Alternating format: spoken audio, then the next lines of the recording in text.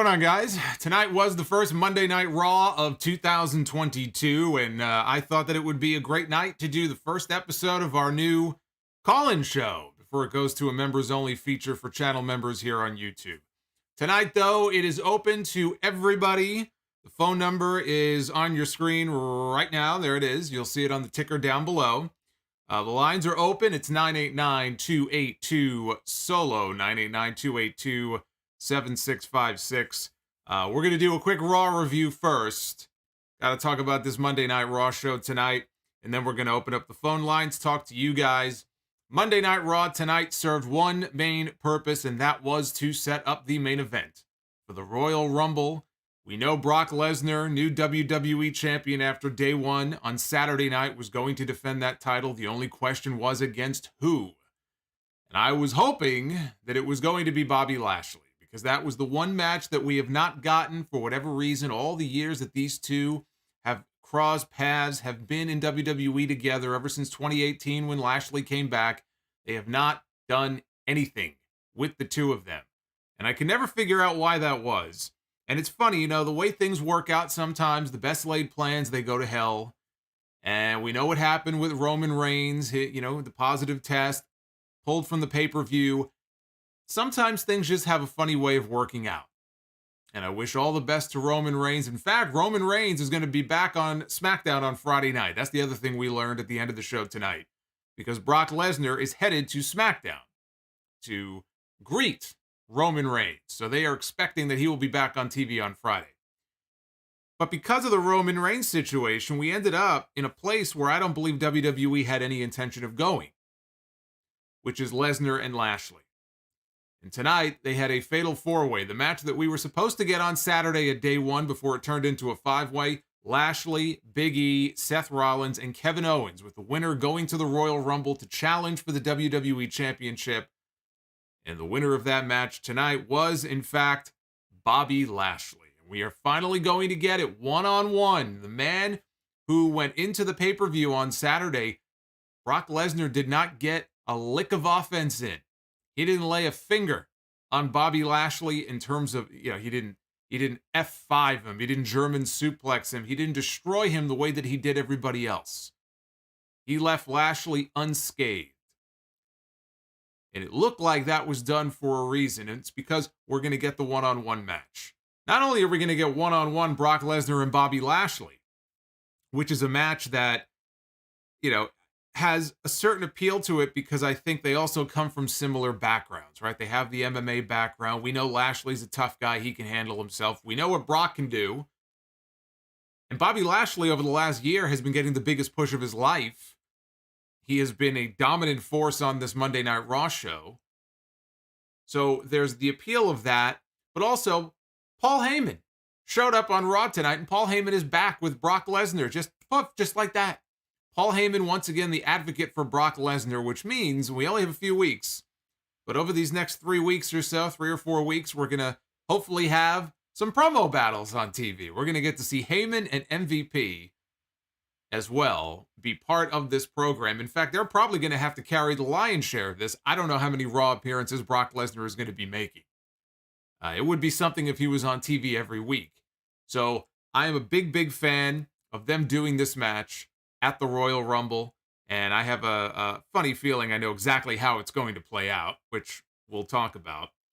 But unless I missed something. Now, correct me if I'm wrong. Maybe I looked away. Maybe I sneezed and I looked up and I missed it. But I don't believe that Veer came this week. Did anybody see Veer? We've been seeing the promos now on television every week for about, 4 months now, 3-4 months probably. Veer is coming. Every week we're told, Veer is coming. Veer is coming. There was no Veer. I guess Veer has come. I guess Veer came. I don't know. Maybe it's all just one big swerve, and Veer is going to come to SmackDown after telling us all these weeks that he's coming to Raw. Maybe he'll show up on Friday night. Anyway, I am the Solomonster. Thank you so much for joining me tonight for your Monday Night Raw coverage. I do not usually go live for Raw, so this is a a bonus show in a very busy week, because tomorrow, in fact, in just a few hours here, it is the beginning of Wrestle Kingdom Night 1 from the Tokyo Dome. It's only a few hours away. I think it starts 2 a.m., I believe, 2 or 3 in the morning, East Coast time. And I'm going to be live tomorrow night for NXT New Year's Evil coverage. As soon as that show goes off the air, Wednesday night is the first TBS episode of AEW Dynamite with the big Hangman Page, Bryan Danielson world title rematch. So it's a lot going on this week. I hope you guys will stick with me for all of your coverage here on YouTube. Super chats are open. I will be reading those a little bit later, not just the phone calls. We'll do super chats if any more of them come in. We've got 2 new ones listed down below. This is the 30th anniversary this month of the 1992 Royal Rumble. And so one of the new super chats is a new 1992 super chat. So you can find those down below. But the beginning of this Raw show tonight, we had a blackout. The lights went out in the building. Came back on. There was Paul Heyman, looking very orange. He looked like something out of The Wizard of Oz. One of those little orange dudes. What were they called? The Munchkin Men? Boy, he went to town on that self-tanner. Paul Heyman, maybe he was jaundiced. Maybe he's sick. I don't know. But Paul Heyman, a very Hogan-esque orange goblin version of Paul Heyman, was standing in the middle of the ring.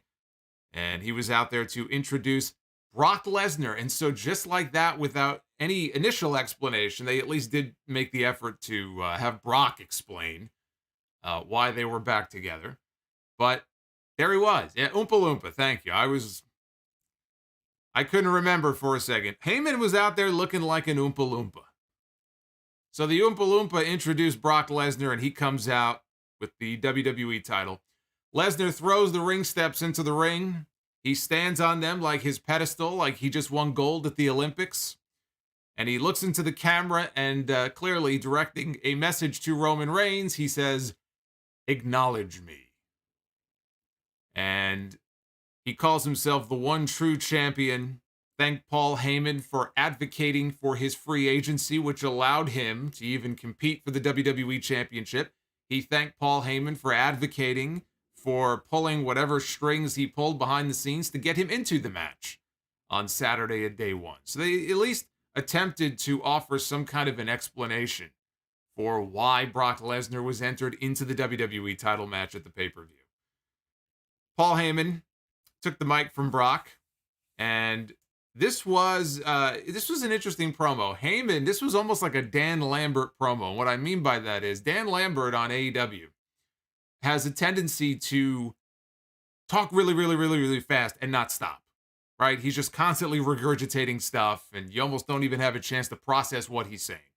It felt like, and it sounded like Heyman was sort of speed reading this promo because he had a lot of shit to get to, and just didn't take a breath, went through the whole thing, and he opened the promo, and one of the things he said, he goes, well, since I'm not a special counsel anymore for the tribal chief, he goes, Roman Reigns, basically the implication being Roman Reigns can't survive without him. He goes, case in point, 1 week goes by where he's not the tribal chief and the special counsel, I should say, for the tribal chief.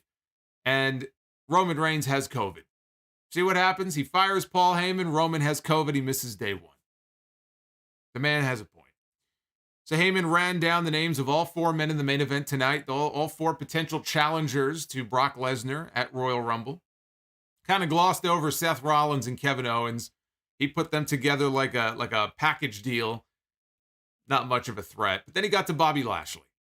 And he put over Bobby Lashley in a very big way. He pointed out that Saturday was the first time that he and Lesnar ever met.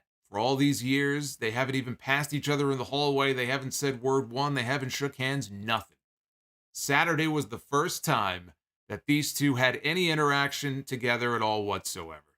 And the very first time that Bobby Lashley and Brock Lesnar touched was when Bobby Lashley speared Brock Lesnar through the barricade at ringside. And then later on, he put Brock Lesnar in the Hurt Lock.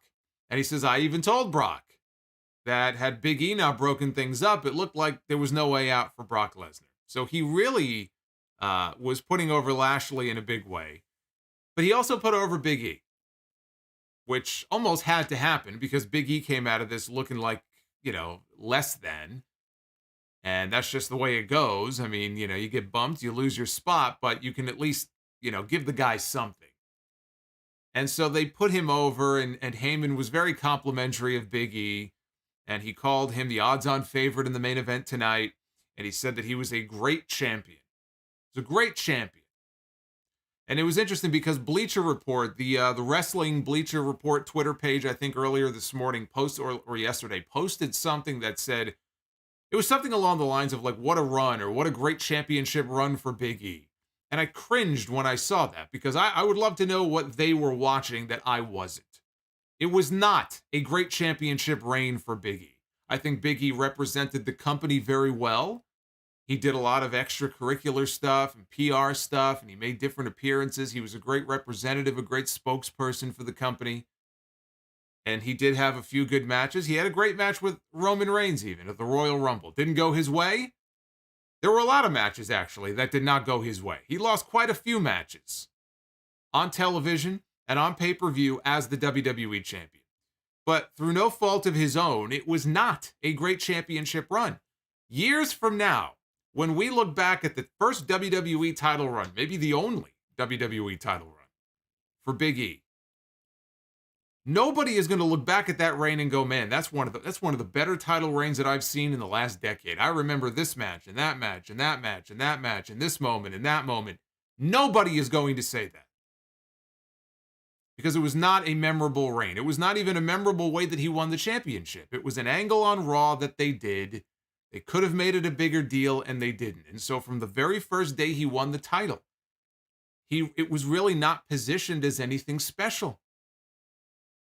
So nobody is going to be looking back on this and calling this one of the better WWE title reigns. This is one of the more forgettable ones. And I feel bad for Big E. Not his fault. So the way the booking went, and then the situation on Saturday was such that if Roman Reigns did not go down to the Rona, Big E would still be the WWE champion right now. I do believe that. But it didn't go his way. But let's not pretend that it was some kind of great legendary championship reign that people are going to be talking about years from now. They're not. And you're fooling yourself if you think so. But Paul Heyman took it upon himself to put over Big E and call him a great champion, a worthy champion. It would be an honor to step into the ring with you at the Royal Rumble. The crowd during this segment seemed confused. They weren't really reacting a lot. A lot of piped-in noise during the show. I mean, this is the standard thing now for WWE every week. Even when Heyman and Lesnar came out, there were people cheering, but there was like a really loud cheers, and it wasn't really showing on screen. You didn't see people jumping up and down going crazy for Brock Lesnar. So this is an every week thing now where and you could tell where they're piping in boos and they're piping in cheers. But there was a lot of indifference. People didn't know how to react because you had Lesnar out there who's been portrayed as a babyface on TV.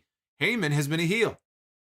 So I don't think the people in the building knew whether or not they should cheer or boo because Heyman is this slimy advocate that they've seen on television now for months.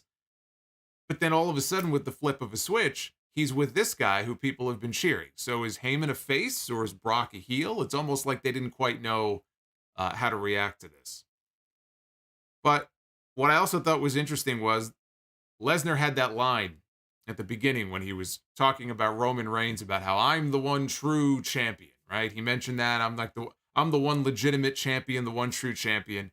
And it was interesting because it sort of, and I think this was done on purpose, sort of teases the unification idea.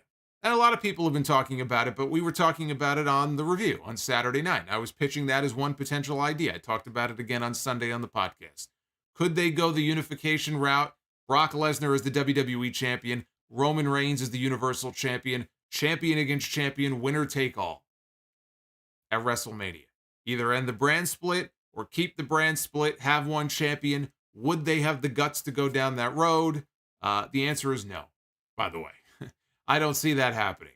They're teasing it with that line. They sort of tease the possibility that it could happen, but no, I don't see them going down that road. Josh Vlogs just became a Sound Off superstar. Welcome to the family, my friend. He is now a channel member. Welcome aboard. So if they're not going to do that, then what are they going to do? What was seemingly obvious to me, and it should be obvious to a lot of you, as far as where this is going, is the same exact route that I thought they were taking on Saturday. I said it in my predictions. I'll say it again now.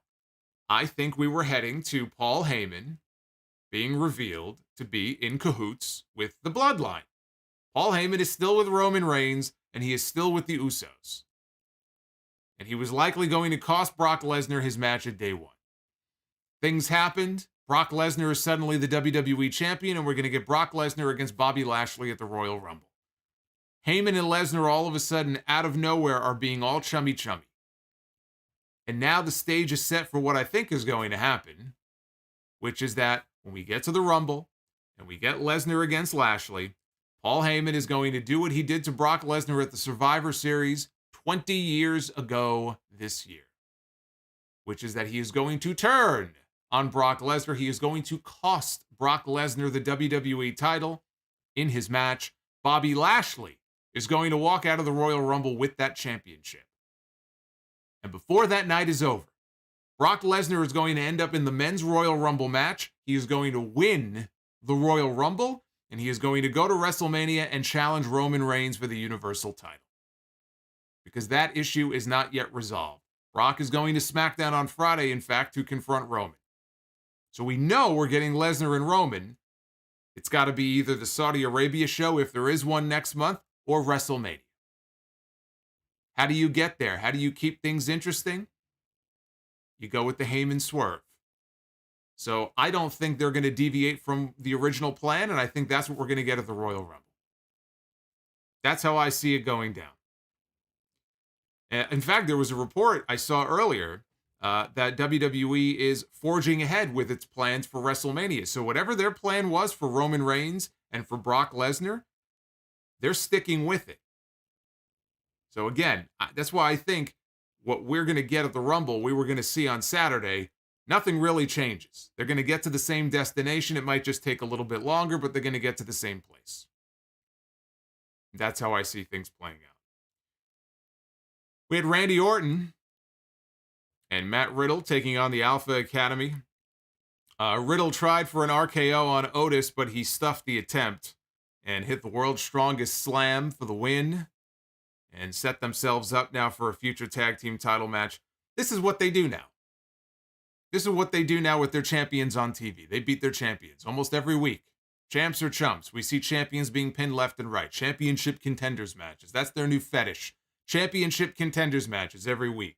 So you put your champions in the ring and they lose, and then you bring it back. You run the match back again. You give us the rematch. This is the formula now. The reason that they do this is because they don't have enough teams. If they had a healthy roster of tag teams on Monday Night Raw or on SmackDown, which they don't, there would be no need for championship contenders matches. But when you have no teams, this is what you end up with. We were just talking about this the other night. Who are the teams? Who are the teams on Monday Night Raw right now? They just beat the Street Profits. You've got Ray and Dominic, who were just beaten by the Street Profits to even get that match at day one, so they kind of cancel each other out. You've got the Dirty Dogs, right? Big Bob and Dolph Ziggler. Oh boy, yeah, well, great tag team title contenders right there. Alpha Academy won. They're going to have a shot. Who else? Who else is there? Who else is there? There is nobody.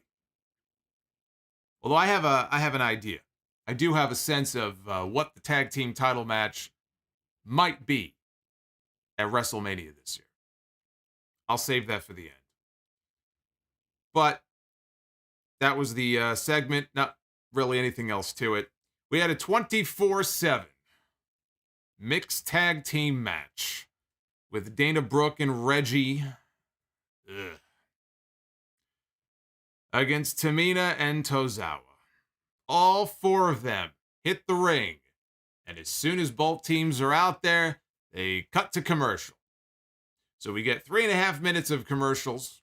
We come back. The match didn't even go the length of the commercial break. The commercial break was longer by a lot than the actual match was.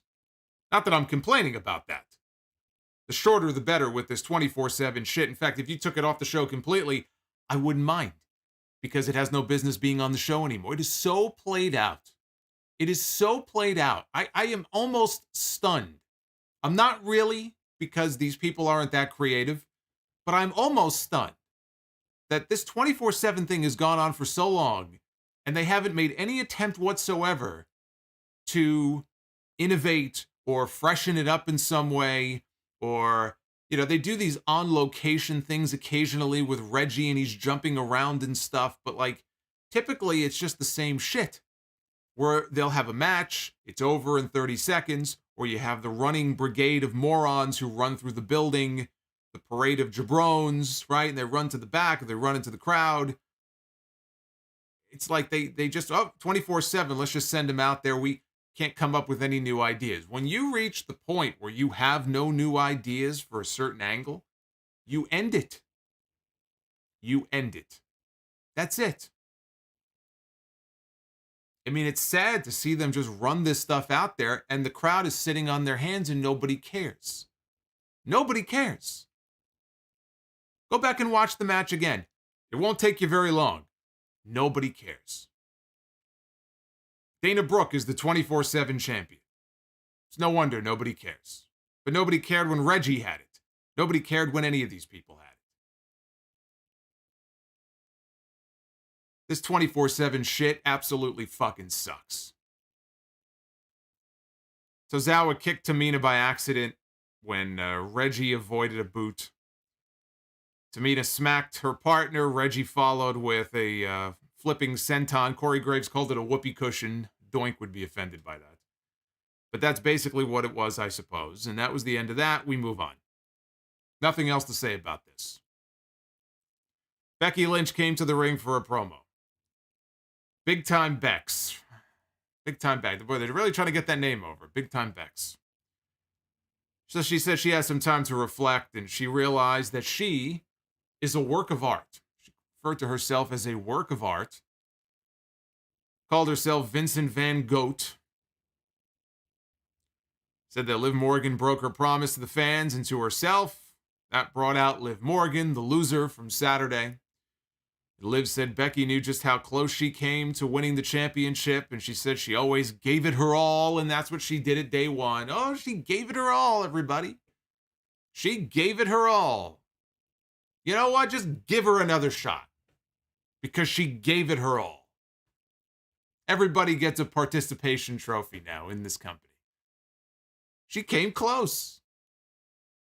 Just give her another shot. Why not? So she is addressing Becky Lynch, and she says that, well, actually, Becky said that that's nice and all. Maybe you'll win the title one day, but that won't be until after I'm retired. That brought out Bianca Belair. And I was scared here because I thought, okay, these two should not be interacting until after the Royal Rumble, because that should be the WrestleMania match. Becky Lynch and Bianca Belair. Why is Bianca coming out now? She says she was sick of hearing from Becky and she wasn't buying all the hype. She said that she stepped aside for a while to deal with Dewdrop, and now that's over, and she wants her belt back. So Becky didn't seem very interested in that, and she made the suggestion that Bianca and Liv Morgan start a support group for people who have lost to her. She realized that it already existed, and it was called the Women's Locker Room.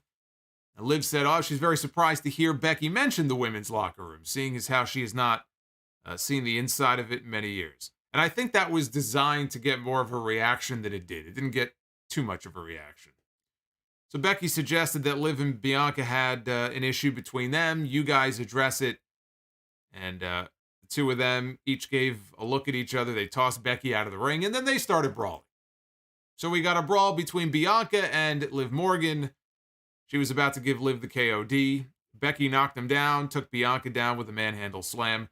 Liv Morgan, who I have praised before, Liv Morgan has improved, and Liv Morgan has, cut some of the better promos I've ever heard her cut in her career. She's gotten more TV time. She had a couple of championship matches now. Liv Morgan is a two-time loser.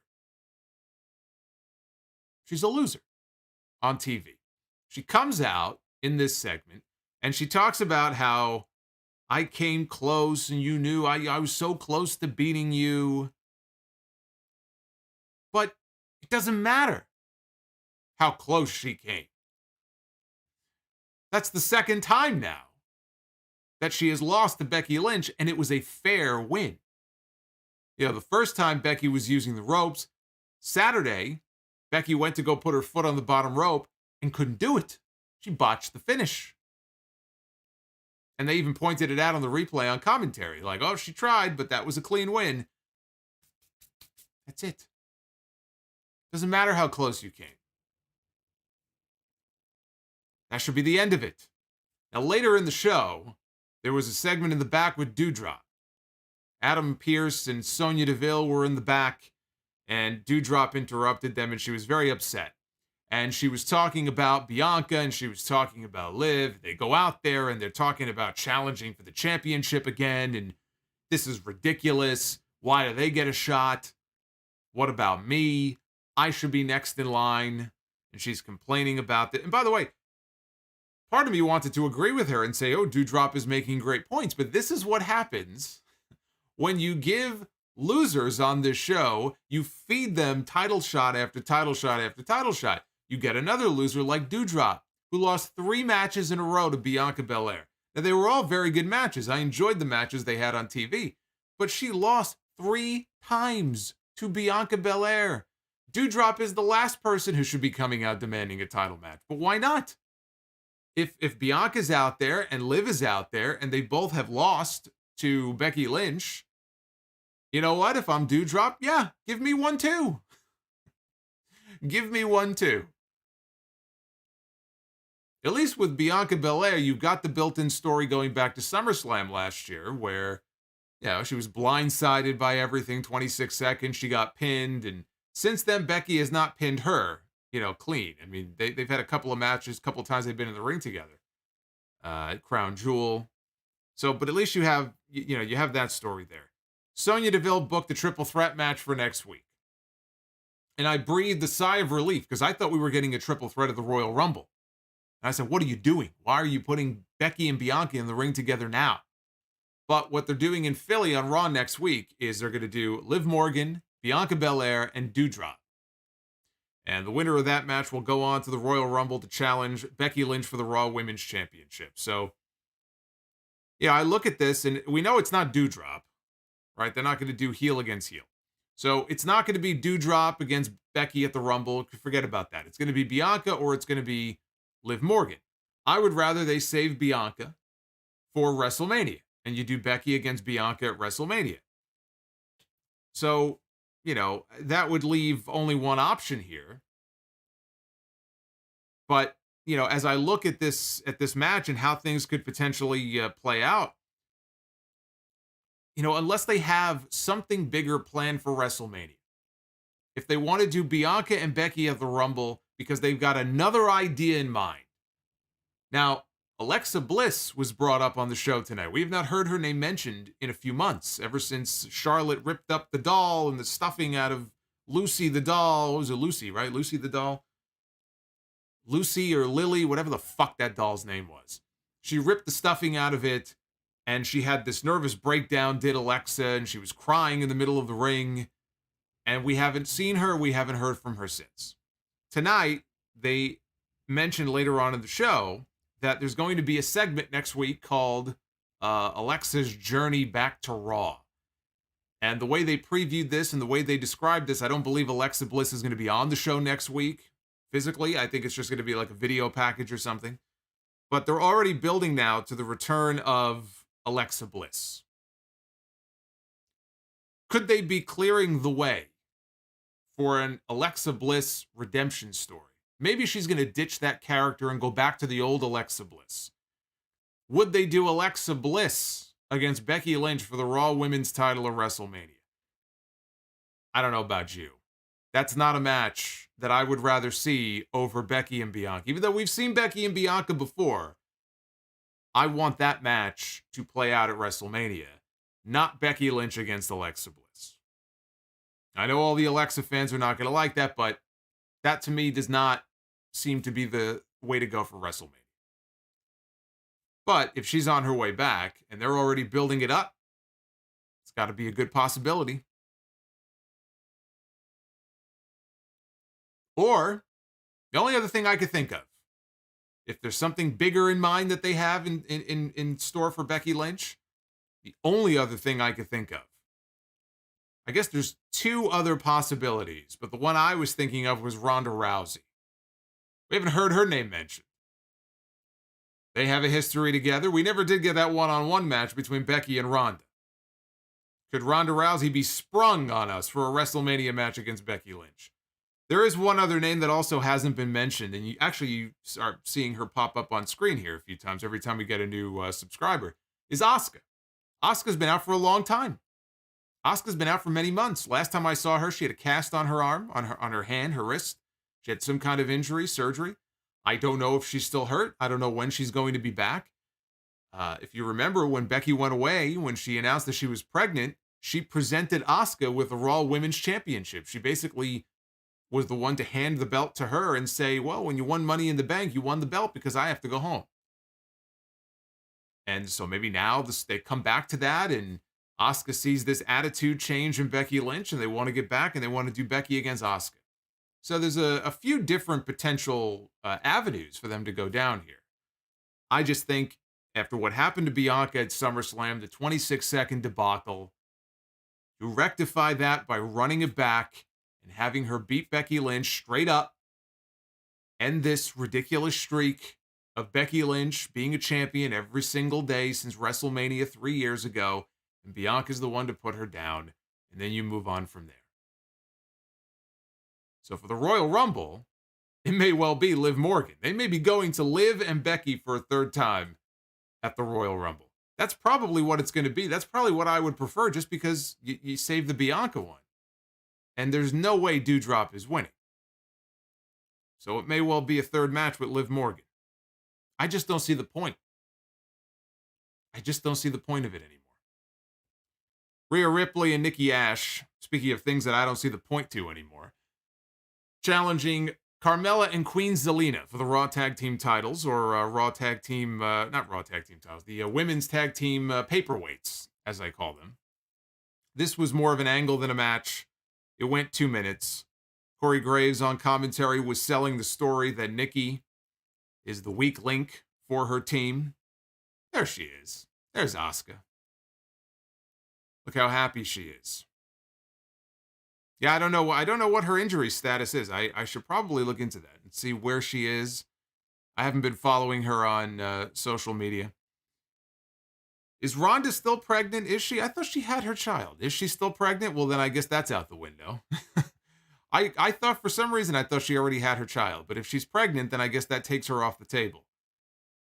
So then we probably are looking at Alexa Bliss or Bianca Belair for Becky Lynch or WrestleMania. Well, you know which one I would prefer. But Corey Graves was selling the story that Nikki is the weak link for her team, which she is. Zelina got out of a fireman's carry attempt, rolled up, and pinned Nikki. So they are telling the story that Nikki is just a complete fuck-up. She just can't get out of her own way. And this is either building to Nikki snapping or Rhea Ripley snapping and saying, you know what, you're dead weight. I don't need you anymore. And she goes heel, and the team breaks up. Either way, it seems like we're headed for a breakup. It can't come a day too soon. For Rhea Ripley, it cannot come a day too soon. They have to start thinking about getting her ready to challenge for the championship coming out of WrestleMania. They have to start setting up some new challengers for whoever it's going to be, whether it's Bianca or whoever, or Becky, coming out of WrestleMania. So maybe they're building to Rhea against Nikki at WrestleMania. But the sooner this angle ends, the better. The only question is, does Nikki snap and go heel, or does Rhea get tired of her losing, and Rhea is the one who goes heel? I would prefer Rhea go heel. I think she lost her edge with this babyface bullshit that they've had her doing. I think exactly what she needs is to go heel. They replayed the Johnny Knoxville video announcing that he will be in the Royal Rumble match. Street Profits declared themselves for the Rumble, as did Rey and Dominic Mysterio. So now we know some of the spots that are going to be occupied by people who have absolutely no chance of winning the Royal Rumble. But they are in the Rumble. Street Profits took on Apollo Crews and Commander Aziz. Yet another quick match. Aziz had Dawkins up on the floor. Dawkins slipped out, shoved him into the ring post. Back inside, he slammed Crews down to the mat. Up went Montez Ford, hit a gigantic frog splash. I mean, this guy's in another stratosphere when he goes airborne for that splash. Lands on Apollo Crews for the win. Up to this point in the show, not a single match had gone longer than 3 minutes. So, if Monday Night Raw is the kind of show you watch to at least get, maybe half the show you think you're going to get a lot of great wrestling, tonight was not your night. You got some good wrestling in the main event. That was about all you got. Damian Priest against Dolph Ziggler. And here's something. I actually enjoyed this. I actually thought this was good. And this went maybe about 8 or 9 minutes. Dolph Ziggler challenging Damian Priest for the United States Championship. If Damian Priest loses his cool, and he loses the match by either countout or disqualification, Dolph Ziggler would become the new United States Champion, because that's the only chance Dolph Ziggler has of becoming the United States Champion. This was actually really good, I thought, especially those near falls at the end. I thought this was actually very good. Ziggler had the referee distracted, which allowed Big Bob, who was at ringside, to shove Damian Priest off the top rope. So he goes down. Ziggler hits the Famouser, good near fall. Priest gets up, he decks Ziggler, and he makes eye contact with Bobby Roode on the outside. And Priest gets the crazy eyes, which is his whole gimmick now. Right? He goes, oh, it's the crazy eye. The big eyes bug out of his head. He looks like he's going to snap and murder 15 people. So he exits the ring. He goes outside. And he attacks Roode, and he grabs a chair. And, he's about to destroy this guy. He's about to lay waste to this guy with the chair. And then he realizes the referee's count is up to 7. And the referee's count is up to 8. And he realizes that if he doesn't get back in the ring, he's going to lose his championship. So he takes the chair with him and he gets into the ring. And Ziggler is on his knees. And he's begging Damian Priest to hit him with the chair. He's screaming at this guy. He's saying, hit me, hit me, hit me. He's paying poker, hit me.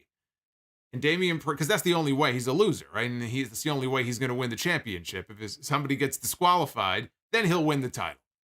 He's smart enough to realize that. So, of course, he's willing to take a chair shot unprotected to the skull if that's what it takes to win this championship. And Damian Priest does not fall victim to dumb babyface syndrome in this match. He does not take the bait. Instead, he chucks the chair at Roode's head, knocks him off the apron. Ziggler, with the distraction, hits the zigzag, and we got another great near fall. And the fans were reacting to it. The fans were into it. So I should give them credit. The way that this was laid out, this actually played out very, very well. I thought this was an entertaining finish to this match here. Ziggler tried a super kick. Priest countered into the reckoning for the win. I didn't care for this match coming in, but again, I will give them credit for the way those final few minutes played out. There was some good drama there, some good near falls, and I thought this ended up being a good match. So in the back, Austin Theory approached Vince McMahon, who was in his office, and he apologized for interrupting Vince, and then Vince gave him a hard time for apologizing and said that, apologizing is a sign of weakness. You don't apologize. People don't really mean it when they say that. This is a very weird segment. I mean, anything these days with Vince McMahon on camera is very weird.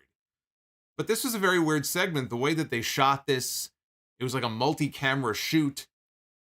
All right, everybody else pick up on that. It's like Vince said, look, if you're going to shoot me, you got to shoot me with this camera from this angle to make me look good. So that was a little weird. Vince, some of the things he says now, where he's like, people, when they apologize, they don't really mean it, right? He sounds like Larry David. Are they trying to turn Vince McMahon into Larry David? Are they using Vince McMahon in a Larry David-like role on this show? I don't know what they're doing here. But anyway, he tells Austin Theory to sit down, and he surprises Theory by telling him that you are going to be in the Royal Rumble match, which means if you win the Rumble, you could go on to challenge for the championship at WrestleMania. And Austin Theory is big smile on his face. He's speechless. He doesn't know what to say. And that was the entire segment. The other thing about Vince McMahon in this segment, and this seems to be the case every week, but they like really zoomed in on his face this time. His eyes were all red.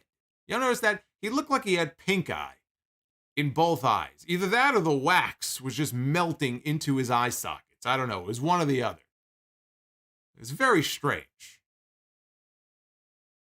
So Miz and Maurice were up next. They came out. Miz and Maurice come to the ring.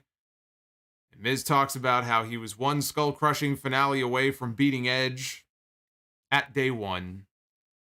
Talked about how he wanted respect from the Edge of old, not this new Edge. This new Edge who hides behind his wife. What kind of man hides behind his wife, right? Says the guy who literally put his wife in front of him as a human shield on TV a few weeks ago. So that was the irony of it. And Maurice talked for a little bit, and she says, if Beth Phoenix were here tonight, I would punch her in the face. So you knew what this was leading to. They play her music on time this time. Cue the glamazon. Out comes Beth Phoenix.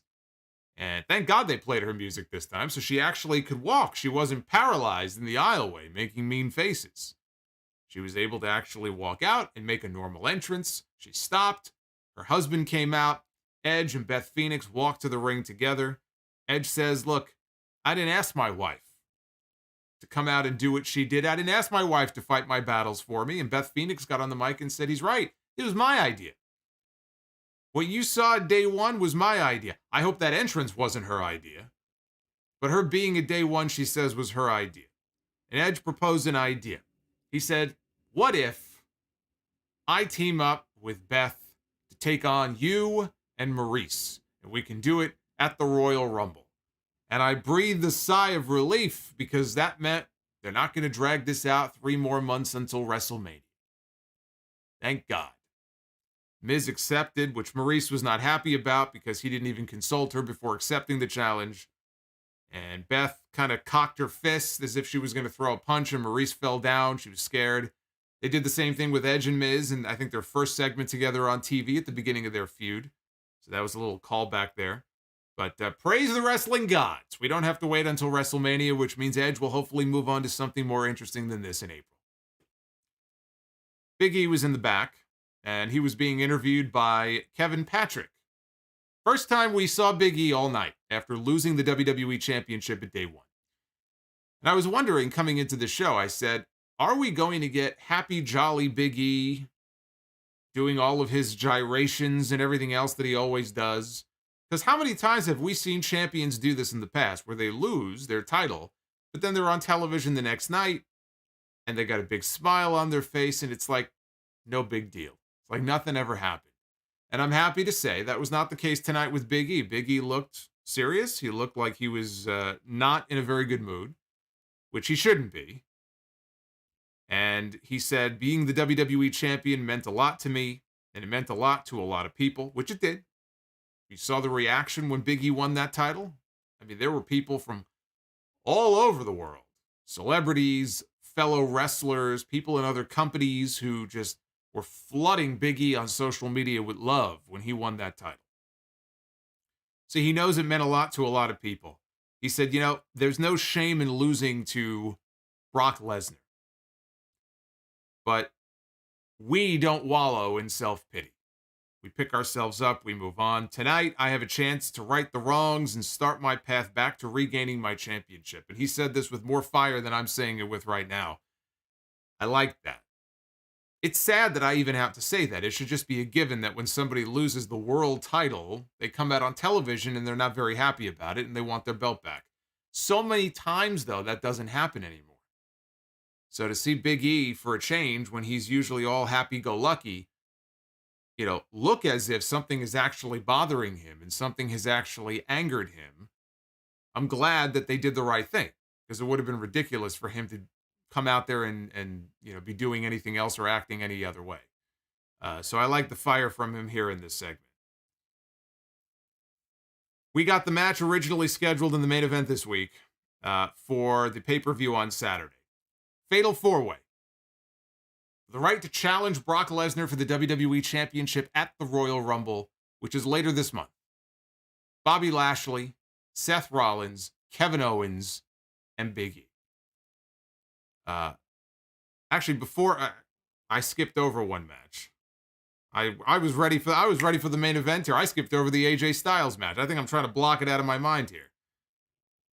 We actually got AJ Styles and Omos this week after not getting it last week. I don't know what happened with Omos. We were supposed to get the match last Monday. He had wrestled AJ at Madison Square Garden that weekend, and then he went home. So maybe it was COVID, maybe it was something else, who knows. But we got the match this week. And this was not a good match. This was not a good showing for Omos. I almost wish we did not get the match. He looked really tentative out there. He caught AJ with a big boot. He whipped him across the ring, and AJ went out to the floor. Styles eventually regained the advantage, briefly, and he went for the phenomenal forearm. Omos swatted him out of midair with one hand, and then hit back-to-back slams, tree slams, and pinned him. Clean as a sheet in the middle of the ring. 1, 2, 3. And that was the end for AJ Styles. And I just wrote one word here. Yikes. Yikes. Not that I was surprised they would want to put Omos over. I didn't think AJ was going to beat Omos clean. But watching this match as short but as not good as it was, and then AJ just, do the JOB clean in the middle like that after such a match like this that even he couldn't save. Yikes. This was not a strong way to send AJ to NXT tomorrow night. AJ Styles is paying a visit to Grayson Waller. Grayson Waller is going to be on NXT New Year's Evil tomorrow night, and AJ Styles is paying him a visit. They won't say that they're having a match, only that he is paying him a visit. Like I said on the podcast, like he's going to grandma's house tomorrow night. He's going to pay him a visit. I hope he brings a nice little fruit basket with him. This was not a very good way for AJ to be heading into the NXT zone. What do they even call that building anymore? It used to be the CWC, but you can't call it that anymore. We have to come up with a name for that NXT 2.0 arena there. The NXT zone, it sounds very generic. We need some other name. It has to match the colors and the whole vibe of the show, right? It's supposed to be a very youthful, hip, cool vibe to NXT. So what can we call the NXT arena there at the Performance Center? Spit some names out at me and we'll see if any of them stick. Look, they're trying to get the big guy over. We know that. We know they're trying to give him the big monster push right now. Even The Undertaker once did the clean job to the Great Khali and his brain chop in the middle of the ring. Not only did he do the clean job once to the brain chop, but he did a clean job to a power slam on SmackDown against Vladimir Kozlov. Because Vince McMahon and Bruce Pritchard and these guys, when they see a big guy, they say we're going to give him a big monster push. And more often than not, they either get bored and they move on to the next one, or the person just isn't very good. And that's the category that Omos falls into. And part of it is his inexperience, right? He's still relatively new to all this. Is he going to get there one day? Probably not. Based on everything I have seen from him in the ring, I mean, you lead him through a few basic spots, and he can do the basic stuff. He can do the basics. But like when I heard Undertaker make those comments a couple of months back, where he said, Omos is the closest thing that we have to Andre the Giant. Unless you are literally just saying that because of his literal size, in which case, yes, he might actually have been legitimately a little bit taller even than Andre the Giant. I don't think that's how he meant it, though. That was that was a shocking comment for me to hear. That The Undertaker would say something like that, because I think that's fucking ridiculous. But Omos can be led through very basic spots, but that's it. He can't do anything more than that, and he can't talk. So this idea that we're going to push him and that one day he's going to be this massive star, he's not. It's just not going to happen. He'll be able to do the things that we see him trying to do now, what does an Omos match in 3 years look like? Does it really look radically different than what we're seeing now? He's limited anyway on what he can do with being that big. But that's not going to stop them from trying to give him the monster push and have him steamroll over people like AJ Styles. Now, AJ Styles, like The Undertaker, losing to those guys, AJ Styles is going to be fine. It's not like he's buried. The guy is Teflon. He's built up enough equity in this business where losing to a stiff like Omos is not the end of AJ Styles. But he's going to flame out just like those guys did as far as this push is concerned. This push is going to flame out just like it always does. So you give it a few months and I guarantee you, it's not as if Omos is going to be a staple of the main event scene in this company. He certainly won't be if he's as limited as he looks in the ring right now. He's not ready for that spot. He's another one they put on TV way too soon. They have a developmental system. They have a performance center down in Orlando where he used to be when he first came in. That's where he should still be. He should not be on TV getting the big monster push because his skill set doesn't match the push that they're about to give him. Now we get to the main event. Again, I was eager to get to this because this was the best part of the entire show. Fatal 4-way for the right to challenge Lesnar. As I said, Lashley, Owens, Rollins, and Big E. The original plan for the Fatal 4-way on Sunday, before everything got blown to smithereens, was for that main event to go about 30 minutes. This did not go 30 minutes, but I still thought it was a very good match. Owens and Rollins worked together to put Big E through the announce table, and they also took out Lashley. In fact, Owens did the frog splash off the ring apron to Lashley on the floor, just like he did to Brock in the Fatal 5-way on Saturday. Big E and Lashley, after they recovered, they got sick of being double-teamed by these two fools, and they were standing side by side in the ring, and Owens and Rollins looked at each other, and they headed for the hills. And so all four men, they ran into the crowd, up the stairs, up onto the concourse, and the cameras followed them, and Big E gave Owens a Uranage through one of the merchandise tables, and as soon as he did that, they cut to another commercial break. And when we came back from commercial, 3 of the 4 men were back in the ring, but then they quickly exited and went right back into the crowd, and they're brawling towards one of the tunnels to the back, and they're kind of all bunched up like they're crowding around each other. And then I realized Kevin Owens wasn't there, and I said, well, if they're all clustered together like that, he must be coming from above. And sure enough, the camera panned up, and up in the little balcony up there was Kevin Owens.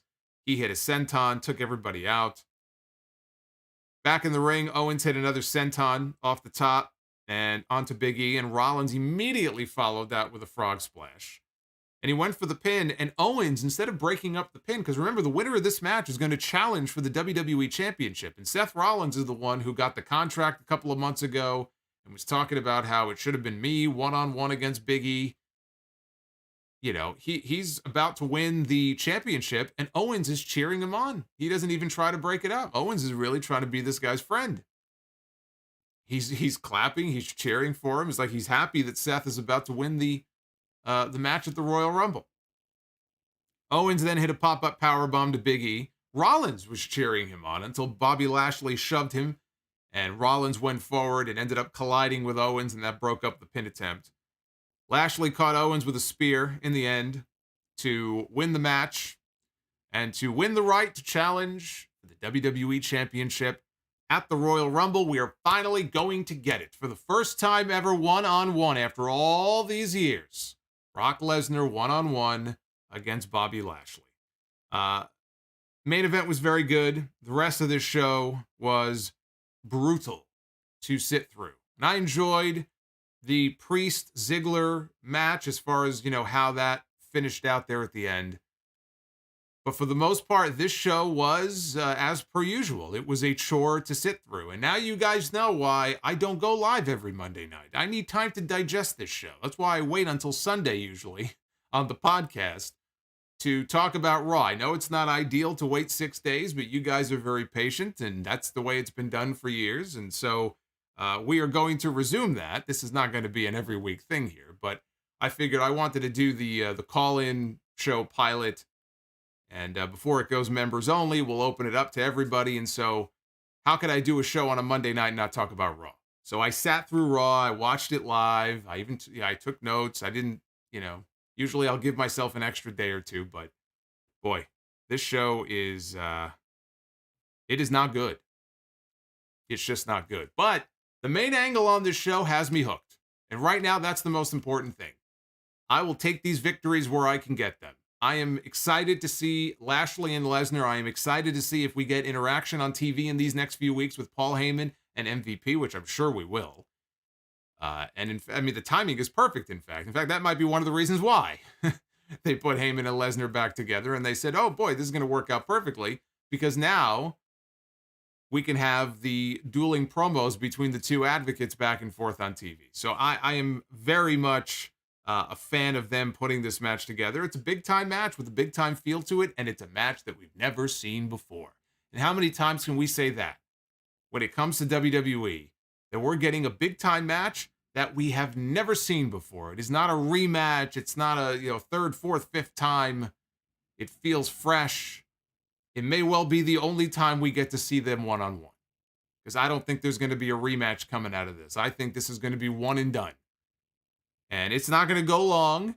It's not going to be a 20-minute clinic that you would see from Kenny Omega or Bryan Danielson or anybody like that, nor should it be. It's like Goldberg and Brock at WrestleMania 33. One of the few things I enjoyed about WrestleMania 33. The Hardy Boys return, which was an incredible moment that night, being there in the building. And Brock and Goldberg went out there, and all it took was 6 minutes, and they had themselves a great match in those 6 minutes. So I am looking forward to seeing what we get. I do think that in the end, it will be the big swerve, and I think Heyman costs Brock. Brock wins the Rumble. Brock goes to WrestleMania to challenge Roman Reigns. And then it's just a matter of who challenges Bobby Lashley. Do you do a redemption story with Big E where Big E can get his belt back? I feel bad, Big E just kind of gets shunned to the side, and that's it. It's like, thanks for coming. You got your push, on to the next one, because they don't have anybody else anyway. It's not as if there's somebody waiting in the wings that's even bigger than Big E, and you're kind of putting Big E on the side to give this other person a show. Who is that other person? It's not going to be AJ Styles. I don't think. I think, I wouldn't mind Styles and Edge. But Big E against Bobby Lashley at WrestleMania, maybe that ends up being the match. Doesn't really matter. We all know what the real main event is going to be anyway. It's going to be Brock Lesnar and Roman Reigns. They're going to get top billing at WrestleMania, whichever night it is. They're going to get top billing at WrestleMania. We already know that. Brock Lesnar was in the back. The show is not over yet. Brock Lesnar, I was kind of hoping he would come out and we'd have our first face-to-face. I guess they're going to save that. He was watching on a monitor in the back. And not the way that these other geeks on this show watch TV, where the TV screen is basically behind them and they're basically, they're watching TV like this, they're like that. They're going to have a sore neck in the morning when they wake up. He's actually looking into the TV. And Kevin Patrick comes over and he asks Brock if he has a comment on what he just saw. Bobby Lashley now going to the Royal Rumble. And Brock smiles and he says, "Tell Roman Reigns I'll see him Friday on SmackDown."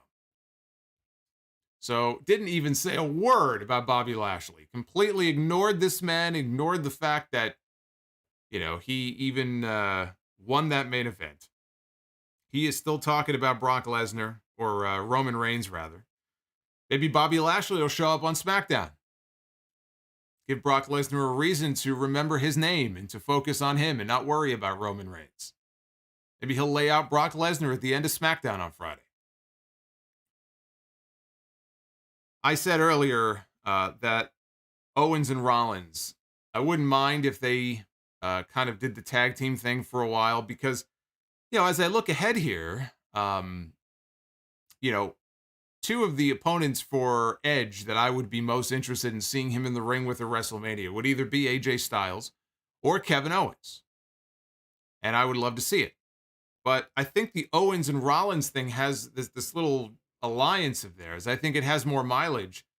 The tag team division is so ravaged. As I look ahead to WrestleMania, I think the tag team title match that makes the most sense for WrestleMania this year on the Raw side is Randy Orton and Matt Riddle against Kevin Owens and Seth Rollins. So keep that in mind, because that may well be the tag team title match that they're building to at WrestleMania this year.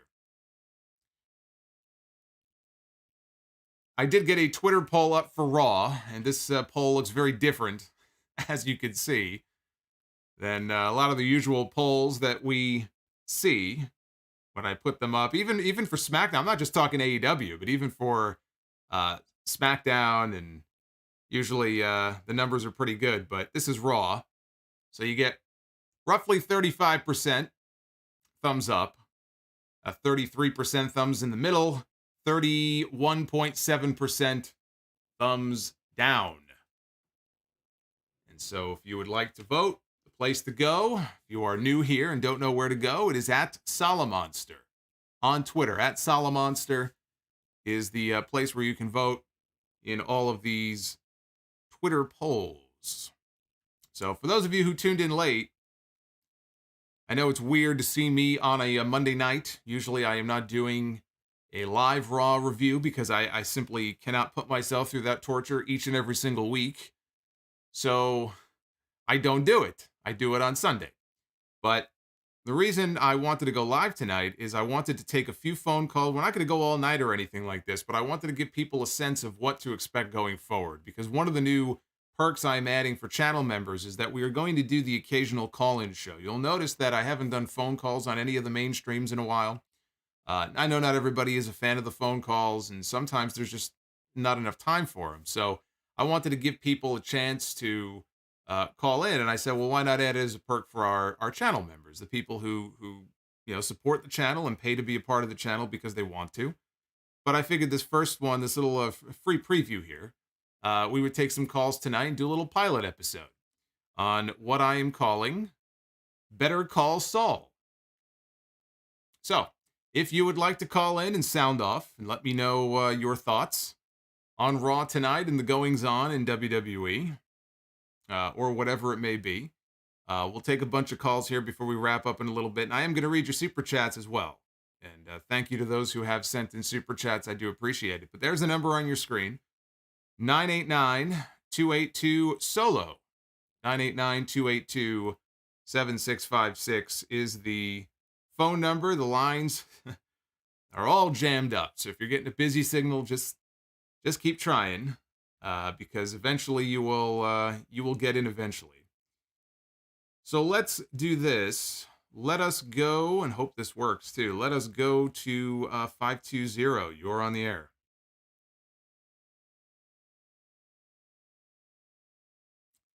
Hey, Luke, hold on one second, because I don't think people can hear you. I want to make sure people can hear your lovely voice. So hang on here for a second. Happy New Year, by the way, to you, Luke. Happy New Year, Solomonster. I just got over a cold, so hopefully my voice doesn't sound too bad. Now you sound good. I think everybody can hear you now. So everybody say hello to Luke. You're the first caller here in 2022. Nice. Just to let you know, Solomonster, I have not watched Monday Night Raw in probably over 2 years. After 28, I watched like going into 2019, like around the middle of 2019, I just gave up. I couldn't watch it anymore. Well, I don't blame you. That's probably part of the reason why you sound so chipper. You've got some enthusiasm in your voice because you haven't been subjected to the last 3 years of Monday Night Raw. Yeah, but it doesn't mean I don't listen to the sound. I listen to the sound off every week. So just a loyal supporter here. Some of the things that are on my mind. Well, first of all, even though I didn't watch the show, I did see a quick review, a quick title card review of the show from another YouTuber. What the hell is up with Beth Phoenix's hair? She looks like something right out of the 90s with that hair. Hey, Spyro fan, thank you for the sub. Yeah, it's weird. I think it's based off some kind of either a TV or a movie character. I saw somebody say that it might be based off of a character from that show Vikings that Edge used to be on. I don't know if that's true or not, or maybe she's going for some kind of movie look. I don't know. It looks weird, but hey, to each their own, right? I mean, that she's going for some kind of look. I don't know what it is, but I think it's based off a character, though. Okay. I do have a few questions, and one final question will be a fun one for not just you, but hopefully for the chat. But first of all, who do you think might be the opponent that AJ Styles faces at WrestleMania? AJ Styles is my favorite wrestler. I hope he faces someone good. Well, I mean, there's still a chance that they could drag this Omos thing out to WrestleMania, and I'm really hoping they don't. But I would love to see him in the ring with Edge. I mean, it's a match that we have not gotten since Edge has come back. They've held off on it. They had a little interaction in the Royal Rumble when Edge came back. If it's me, and I know AJ is basically a babyface now, so it would be babyface against babyface, I would love to see AJ against Edge. I would too. You mentioned the tag teams earlier. How you mentioned what 4 tag teams on Raw, and how pathetic of a tag team division. Yeah, it's a dead division. It's a dead division to the point where I just suggested doing a match that involves Kevin Owens and Seth Rollins, who are 2 single stars. I mean, that tells you right there the state of the tag team division on Monday Night Raw. Well, part of the problem is that they keep either breaking up all the tag teams, or they find ways to either fire them or seemingly let them go.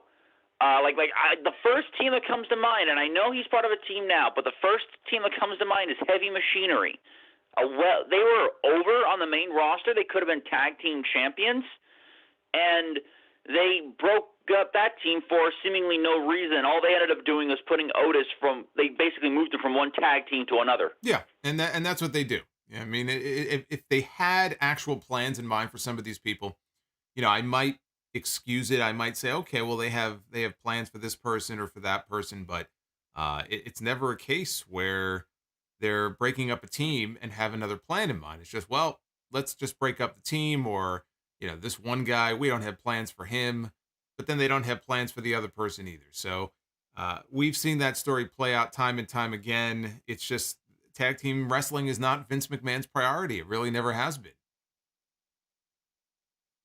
Why we keep getting constant New Day versus Uso matches. I'm curious how many matches they have had together on television. Yeah, I don't know. Going back to the last. I'm sure somebody will count that up, but I mean, it goes back about 5 years. So you're gonna be counting up. I mean, I don't know if you want to count house show matches, but I'm sure it's in the dozens and dozens and dozens of matches at this point.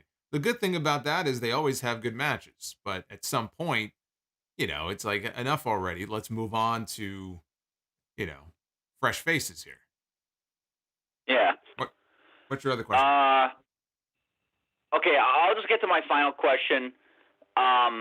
Just real quick. Mm-hmm. I've been watching the Money in the Bank shows lately for some reason, and I was thinking to myself, because technically, I guess now we would consider Money in the Bank one of the big 5, and I was thinking to myself, well, we have a Mr. WrestleMania, Mr. SummerSlam, and all those.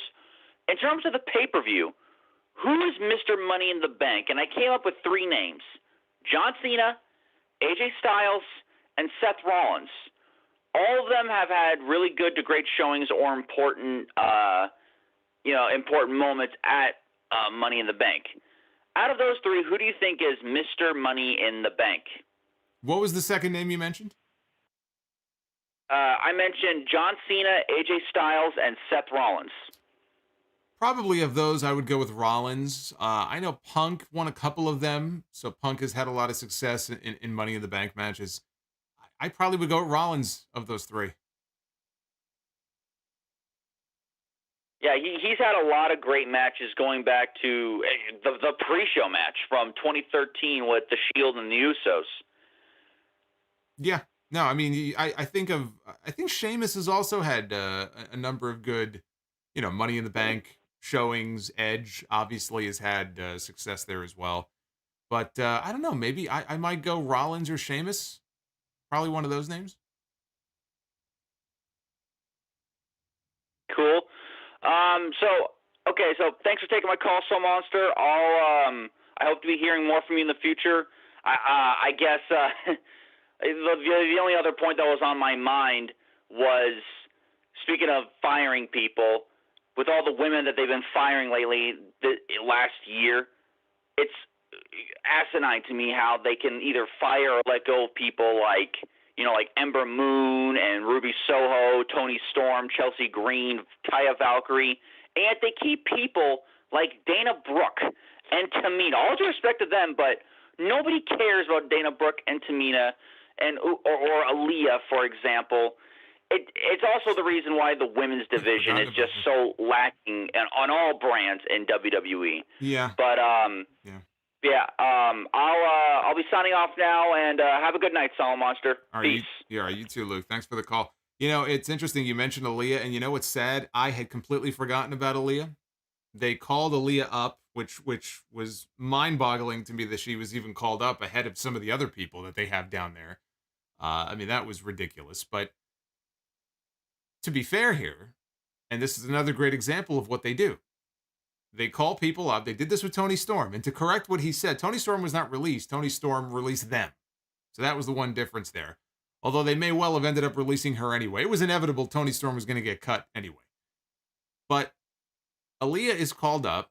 And remember that one tag team match that she won on SmackDown? And the fans were cheering and the fans were into it. And she was like, oh my God. It was like she won the main event of WrestleMania. And then we never saw her in the ring again doing anything. We haven't seen her since. Where is she? Where's Aaliyah? She vanished. This is the same situation playing out that we saw with Toni Storm. And I was joking about Toni Storm putting out some kind of like a police, notification or something for a missing person. Where is Aaliyah? They call these people up, they give them a win, and then they disappear. And so that win is completely negated because they don't have any plans when they call these people up. They just call them up and then they get bored and they lose interest and it's on to the next one. Ember Moon tweeted a little bit earlier. She's very excited. She says free in 30 days. So one more month and she's going to be free. Athena will rise again. Where she'll end up, nobody knows. But whoever, signs her, she's going to be a fine addition to someone's women's division. But she's counting down the days. Only 30 days away from Ember Moon becoming a free agent.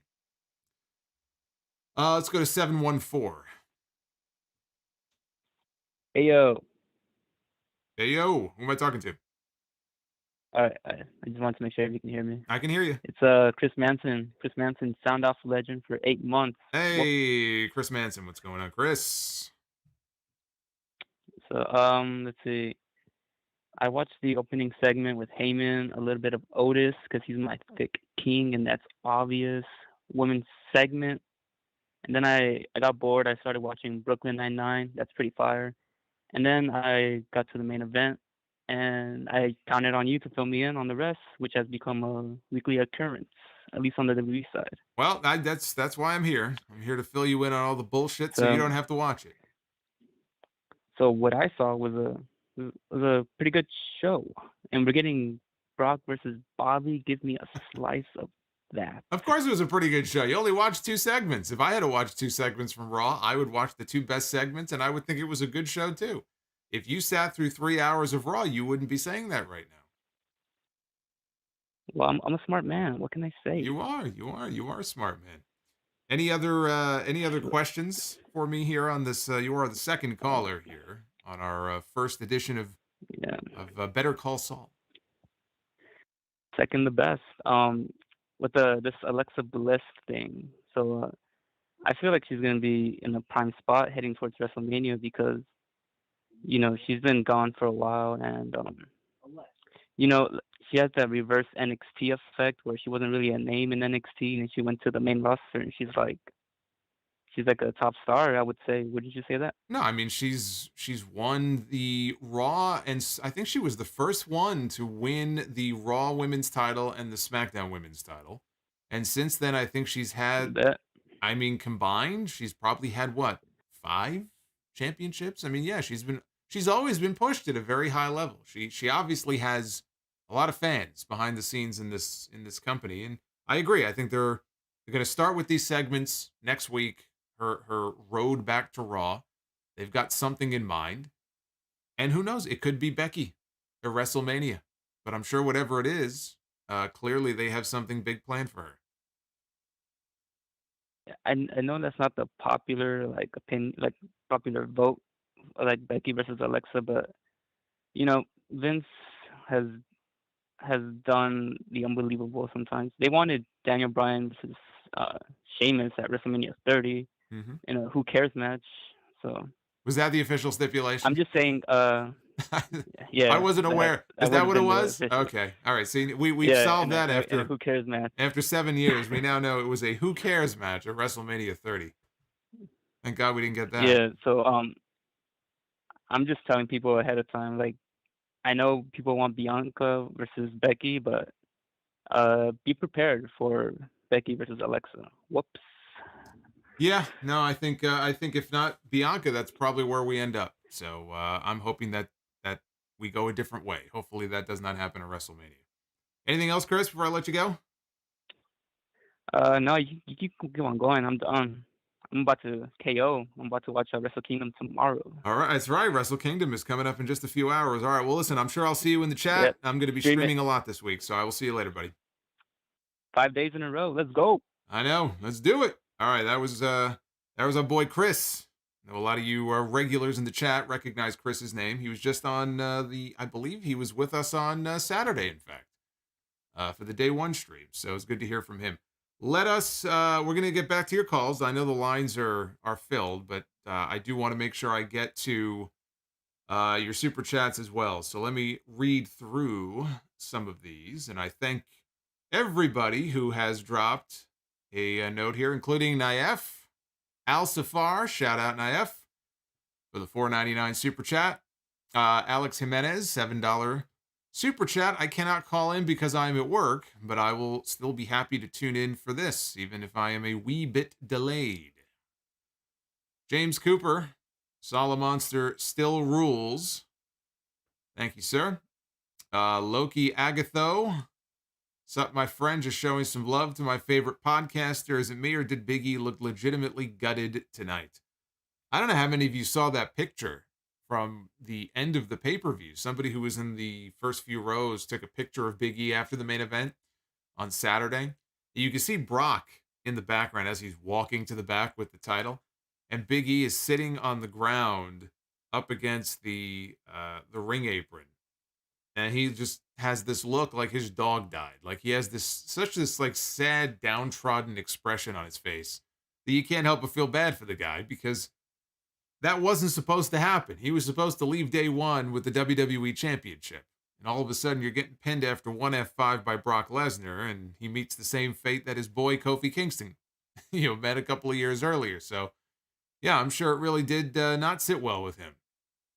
But at least we got some real fire from him tonight. Let's see. Rodimus Prime, what's going on? $15 super chat. Dolph Ziggler getting a title shot in 2022 is as unnecessary as Cody Rhodes being the TNT champion. Tyson Neblet, $10 super chat.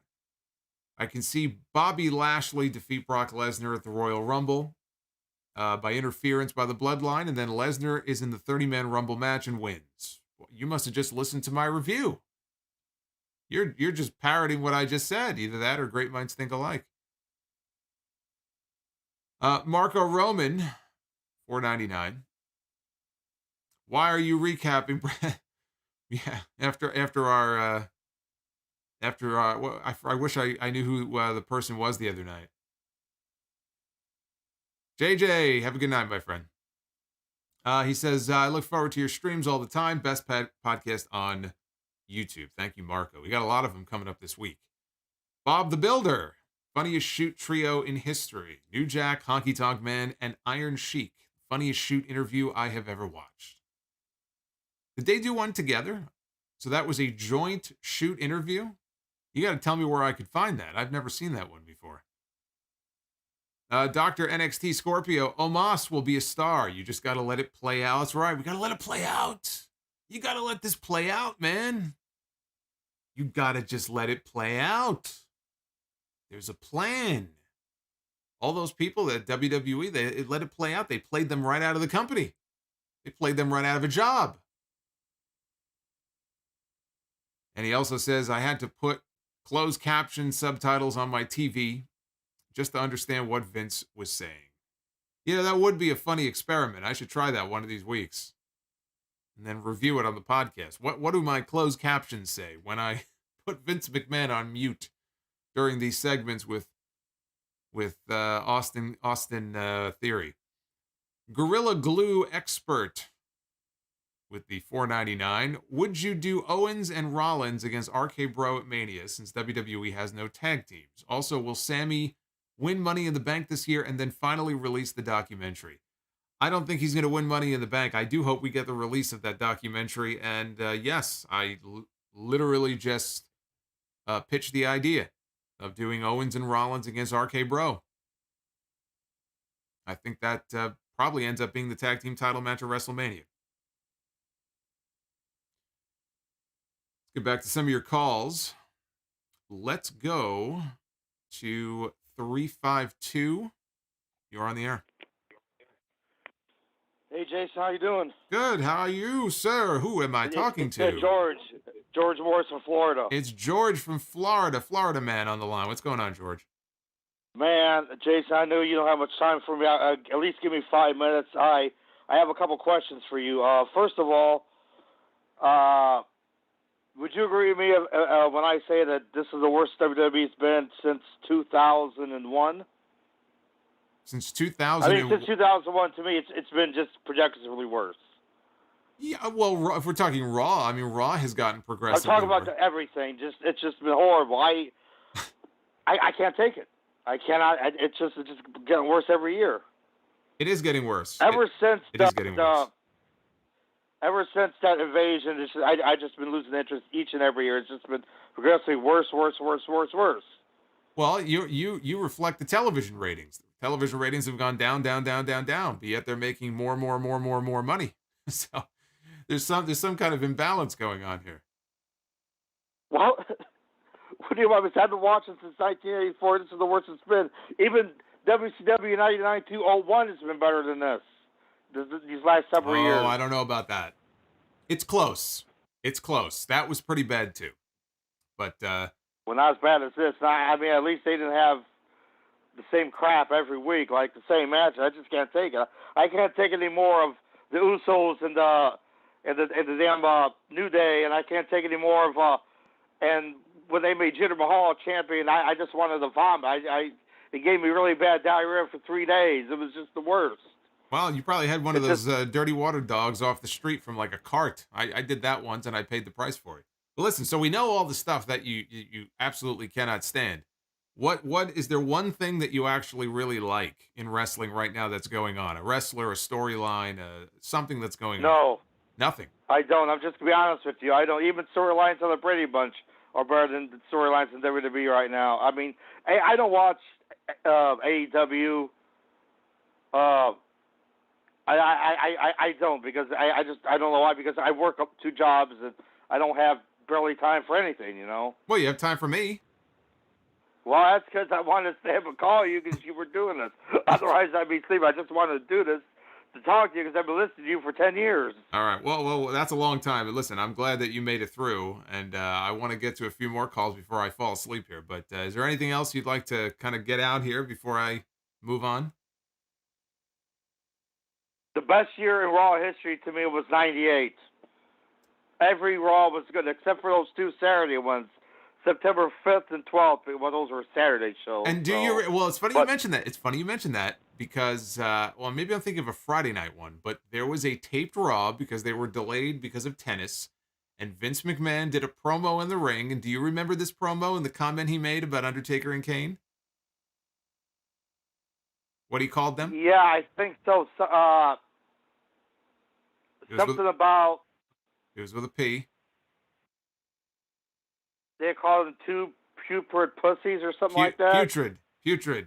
Yeah, something like that. Yeah, I do remember that. I do. I still remember That's that probably moment. Not on Peacock. I'm sure it's not on Peacock, but I still remember that to this day. It's that's why when you mentioned those Raws, I said it's funny you mentioned that. I still remember that. Well, those are bad for that year, but now they would be 100 times better than now. I'm just saying those were the 2 worst Raws of that year. Yeah, no, 98. For me, at least. 98 was the first year that I actually, and I've been watching wrestling a lot longer than that, but 98 was the first year where I attended my first Raw, and I ended up going to 3 of them that year. And I've said this before, 98, 99, you would go to the buildings and it was always packed. It was always sold out, at least here in New York. You know, Nassau Coliseum or Madison Square Garden or the Meadowlands in New Jersey. And it was like a party atmosphere.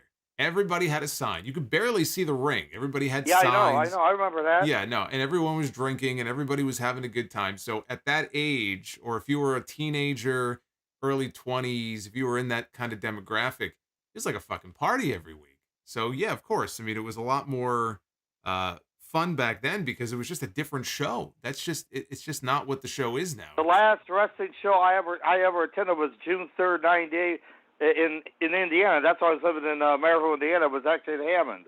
That's the last time I was ever at a wrestling show because they never came to anywhere close to me, usually too much. Well, except Chicago, which was an hour from me, but, you know. Well, listen, George, it was nice reminiscing here about the good old days, and I'm glad you were able to make it through. Well, I appreciate you not cutting me off for being so negative. I just had to tell you the truth. No, I appreciate it. I wouldn't want you to tell me anything else other than the truth. So you keep speaking the truth, brother. All right, be safe, man. Appreciate it. All right, you too. And Happy New Year to George down in Florida, who likes absolutely nothing in wrestling, but called into this wrestling podcast to make me aware of that fact. But he is not the only one who I hear that from. It just makes me very sad, but I am glad that he at least takes the time to listen to me. 347. 347, you're on the air. Hey, Solomonster. That's my name. Yeah, my name is John Vargas. We met before House of Glory. I'm the guy that wore the Crash Bandicoot shirt. What's going on, John? I'm actually doing quite pretty good here. I cannot personally complain.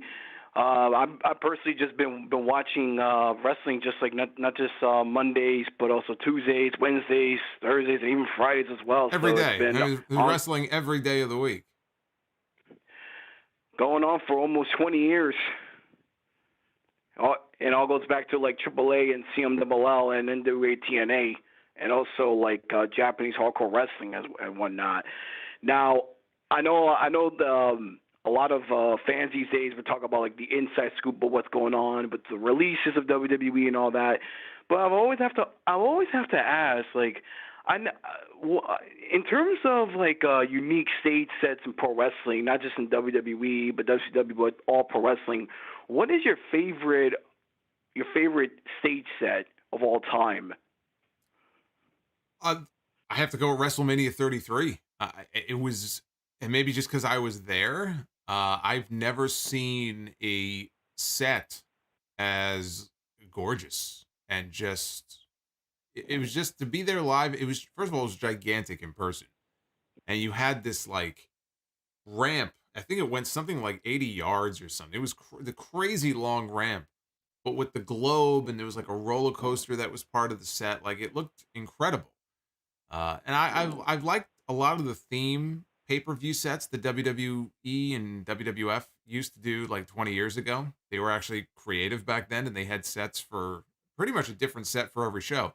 Backlash would have those giant sites that would go back and forth, and I love those. Yeah, no, I missed those. The Royal Rumble, you know, Madison Square Garden at 2000 when they had the taxi cab above the entranceway, and you know that entranceway isn't even there anymore. So there've been a lot of them, but I got to go back to WrestleMania 33. As bad as that Mania was, that was the greatest set they've ever constructed. Like I personally love the set too, and when it comes to pro wrestling sets, not of all promotions, that's one of the aspects that I always look forward to back then and even now. It's like, what would stage look like? Like the props, the stage design, the looping graphic, the mini-trons and all that. Like WCW back in 98 when they would have the giant inflatable pumpkin, you know, for Halloween Havoc, and they would have the tombstones and everything. Just, it's basic, and NXT has done that. And Triple H with NXT, maybe not now with 2.0, but when Triple H was doing his thing with NXT, yeah, they would have Halloween Havoc, and they would have stuff, and they would have the gimmicks that were around. And yeah, I always appreciated that about the way that Triple H ran NXT, even bringing back War Games, which I was been calling for that for over 10 years. And it took Triple H doing it on their third brand, but we finally got it back. They still will occasionally put together some kind of clever, creative set pieces. Maybe not now. I guess we'll see. New Year's Evil. tomorrow night. We'll see if they do anything creative for that. I mean, I can't wait. I can't wait to see what it looks like and whatnot. Mm-hmm. And because when it comes to, I mean, I mentioned about stage sets before, and here's the thing in pro wrestling. I know that fans want to talk about like the business and who they sign, and AEW, WWE. I'm like, can you guys talk about the stage sets, how it looked? I mean, image is everything. If you want to be the number one promotion in the world, you got to have elaborate stage sets, because otherwise you might have a small little entrance with just like a black curtain and nothing else. Yeah, I enjoy it when they take the time to actually come up with some creative ideas, but unfortunately, we just don't get too many of that these days. Unfortunately, due to budgeting, not just WWE but AEW, they put so much effort on signing a bunch of fucking talents than just creating elaborate stage sets. The only time they can ever do it is at Royal Rumble or SummerSlam or WrestleMania. Anything else before we move on here? I want to make sure I get to a few other people before we wrap up here. Just to add something on one little tip. This is just another like a buy or sell. No worries, it's not personally related, but it's like for video game references. Buy or sell Sonic the Hedgehog or Crash Bandicoot? Sonic, all the way. In fact, it's funny you mentioned that. I saw that on New Year's Day, Lego came out with a replica, I guess, of the Green Hill Zone level of Sonic, and like a Lego set. And I'm thinking about that. I'm thinking, I haven't put together a Lego set since I was 6, but I'm looking at that going, boy, that's appealing. 'Cause I'm a Sonic guy. Well, I grew up with Sonic the Hedgehog as well to this day, and also Crash Bandicoot as well. And interesting fact about Crash Bandicoot, when Naughty Dog made the first Crash game, the code name was called Sonic's Ass Game. I did not know that. Because I think the one person who worked for Sonic the Hedgehog 2 is the same one that worked for the Crash Bandicoot series, Spyro the Dragon, Jak and Daxter, Ratchet and Clank, and Sly Cooper. Well, John, look, I'm sure I'll see you. Hopefully, I'll see you at one of the upcoming House of Glory shows. We got plenty of them planned, I'm sure, for this year. So hopefully, we'll bump into each other again. I hope so too. All right, be well, my friend, and Happy New Year. Happy New Year, man. All right, you too. That was John in New York. I think we had a super chat come in, so let's just flip on over and take a look at who it was. It was Bad Luck Jut with the $5 super chat.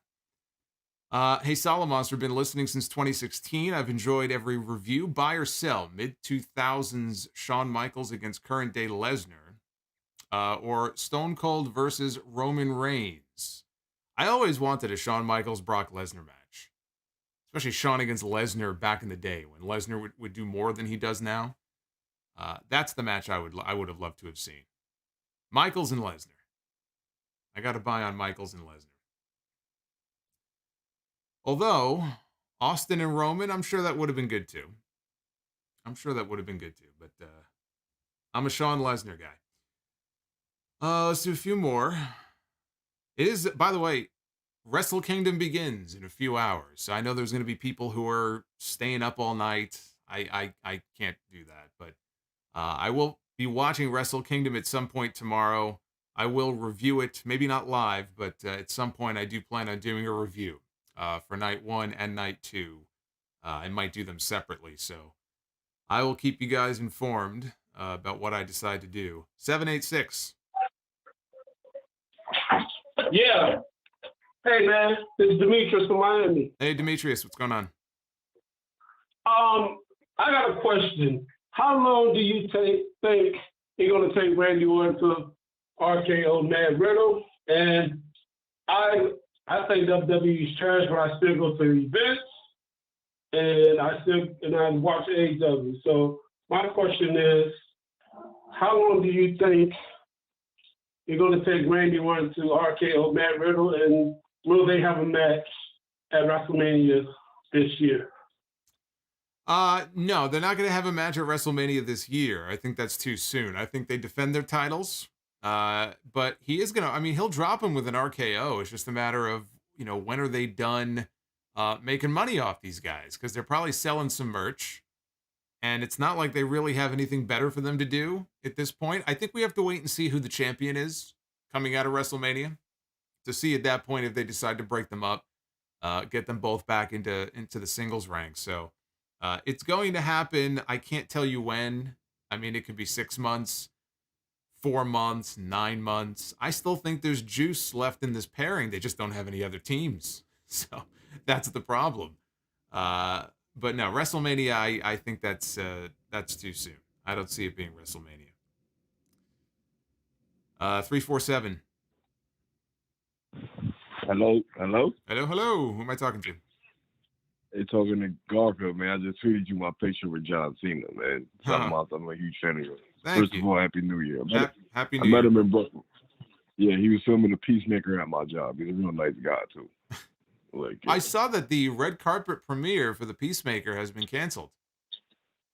Yeah, because of COVID and Because of stuff. COVID, yeah. I worked. Yeah, he made him.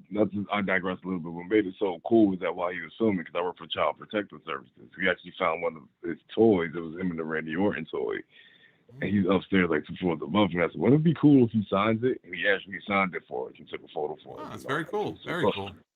So some lucky kid is gonna get that as a Christmas present. That's very I don't know nice. if he got it yet. Yeah.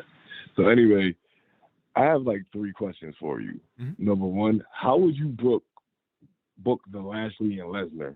Would you play up there, because they're very, besides the fact their skin color is different, but they're very similar. Both have military backgrounds, both was in the octagon. Do you play up that to like they're both legitimate towards each other? And yeah, I do. Fantasy, No, I mean, I'll take this one at a time here. Yeah, I absolutely play that up. And think about it. You've got an announcer in Jimmy Smith on commentary, who some people may not realize comes from the MMA world. So he's really the perfect person to kind of hype it up and I think break it down and talk a little bit about their MMA credentials. So I would play it up that way. I would play it up also where, Lesnar didn't do anything to Lashley on Saturday. He didn't get one move in on him. And maybe you play the early part of the matchup where, he's frustrating Brock. Brock's trying shit. It's not working. We've never seen somebody do that to Brock before. And then Brock just maybe Goldberg. Yeah, but Brock just kind of snaps, and then they just end up having a big man brawl, and then I think it goes where I said earlier that it's going to go. I think it's going to go to a Heyman swerve. I think the Bloodline or Heyman, Reigns, they cost him the championship, and Lashley wins, and then Brock ends up in the Rumble and wins the Rumble. Yeah, that's now being that they're both, because I remember they did this years ago with Goldberg and Brock at the first WrestleMania, that abortion of a match. And what was it at 20? Madison Square Garden. 20. Yep. Do you nobody can contain these two in the ring? So fantasy booking, I would bring Ken Shamrock in. There's somebody that had his hand in the MMA world. That's a special ref. But that's not going to happen. That's just a reach. Yeah, that's a wet dream. Yeah, we're both sick. I don't know what the heat. I don't know what the heat is there, but it's as if he's been blackballed from there. They haven't done a damn thing with him ever since and it's been 20 years. And he's of the impression. He's of the impression that I think there's heat with Triple H, but they haven't reached out to him. Put him over. That's why. Well, they kind of had to put him over a couple times. Probably. Like, that's what it is. Too. Probably. But yeah, no, it's I don't know what it is, but there's a better chance of me refereeing that match than Ken Shamrock. Yeah, but I like it. We finally got it. They gave Lashley the right character. Because, be honest with you, but him and Lana there's no way he's. Well, let's forget about that. Let's not even talk about that. Yeah. But, and then one last question is, the main event. Do you ever think? Do you think that Brock Lesnar is walking out of WrestleMania with the Universal title?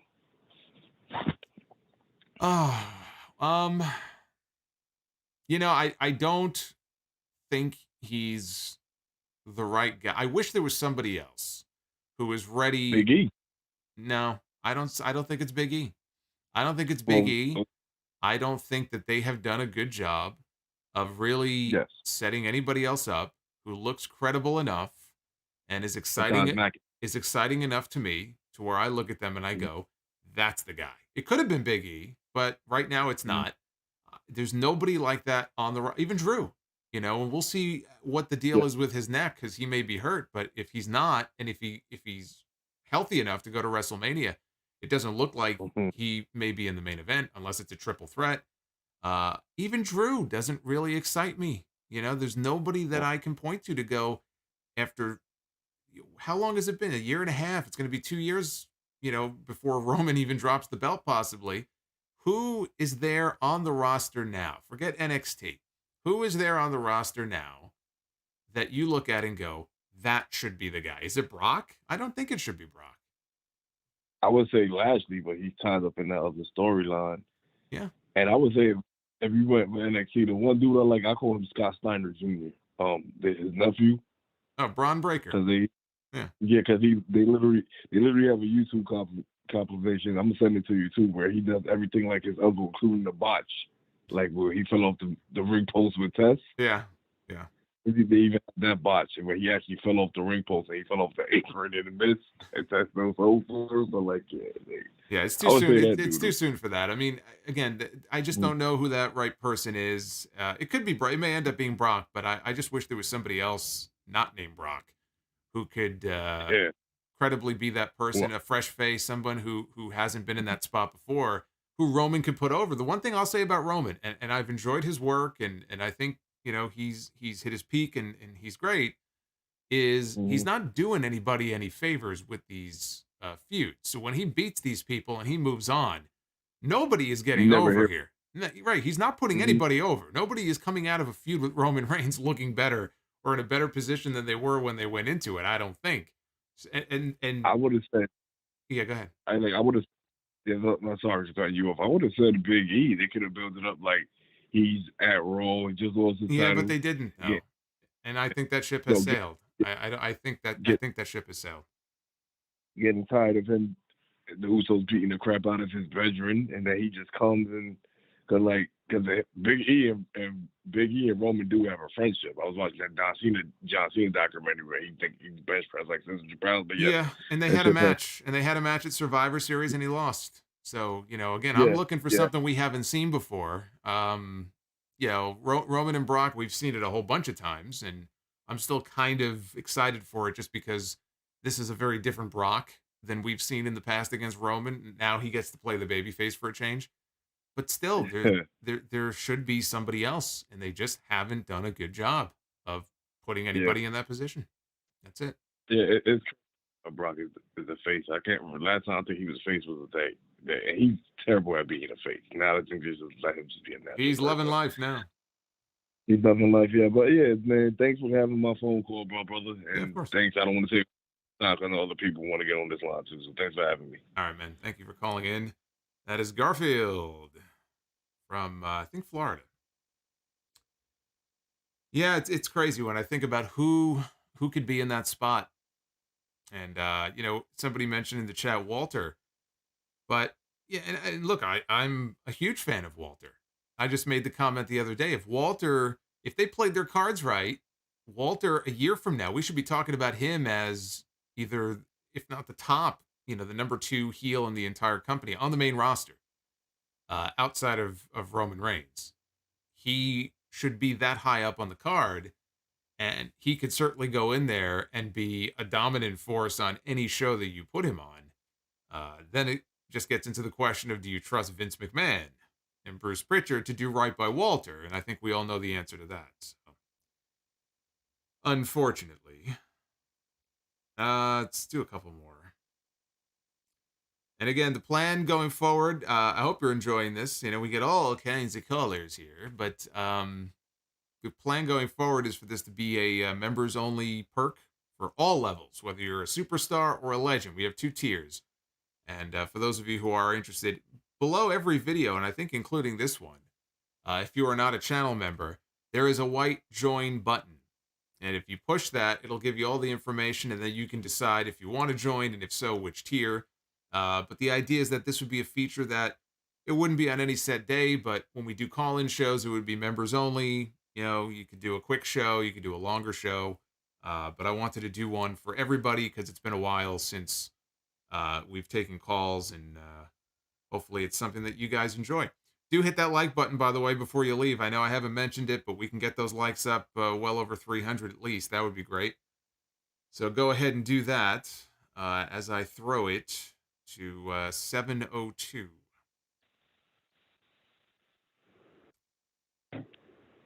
7:02. Hey, Solomonster, how are you? Happy New Year. Happy New Year. Who am I talking to? Kyle. Hey, Kyle. I had 2 questions. The first one is about Kevin Owens. He's been my favorite for a very long time now. And it's just really frustrating to see how they book him. He took the pin tonight, and I know he re-signed, and we probably shouldn't feel bad about how they're using him, but I just can't help it. The guy is just so good, and it just sucks how they use him. So my question is, and I already probably know the answer, but do you think he'll ever be world champion again? I mean, I don't, but World champion, like WWE or Universal? Yep. I don't think so. Yeah, I know. It's you were talking about earlier how like they've built no one up for Roman and all that. You go back to that feud he had with Roman, like they booked him like so strong. He had him beat all. If you go back and watch those matches, he had him beat all 3 times, and it just went nowhere.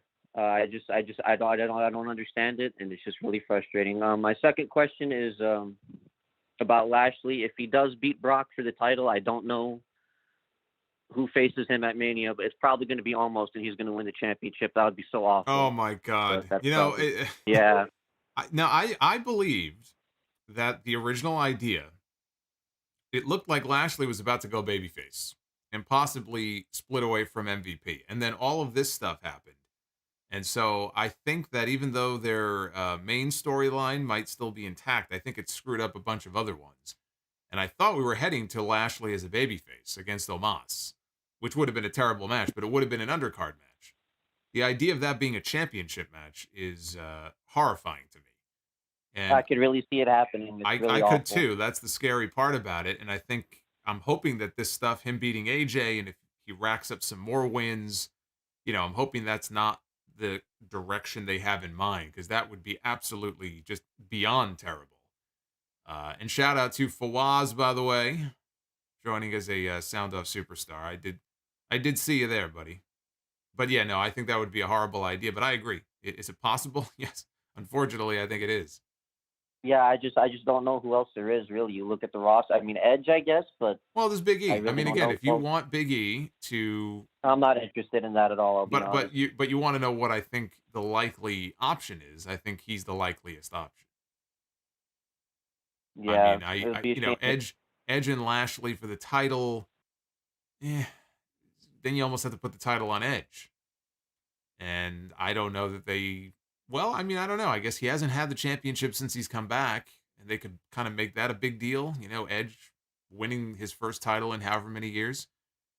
Yeah, I don't know. I don't know about that match, though. I don't know if that match is the way to go.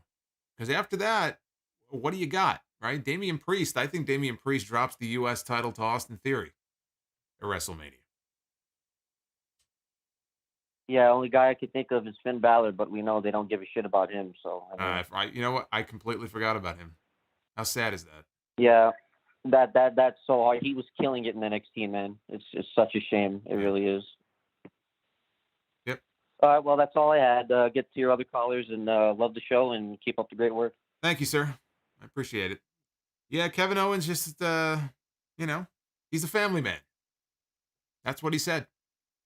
He did it for his family. He's getting paid very well, and you can't hate on the guy for that. But he knows what he's getting into. He's worked there for 7 years. He spent the majority of his career in WWE. He spent more time in WWE now than he has anywhere else. Ring of Honor.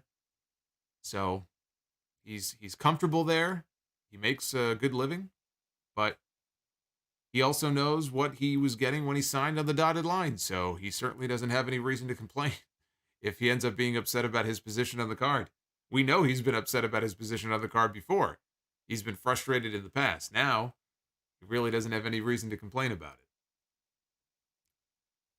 it. 202. Hey, Solomonster. This is a dead man walking Garrett Foster from Washington, D.C. Garrett, Happy New Year. Happy New Year. It's been a while, though.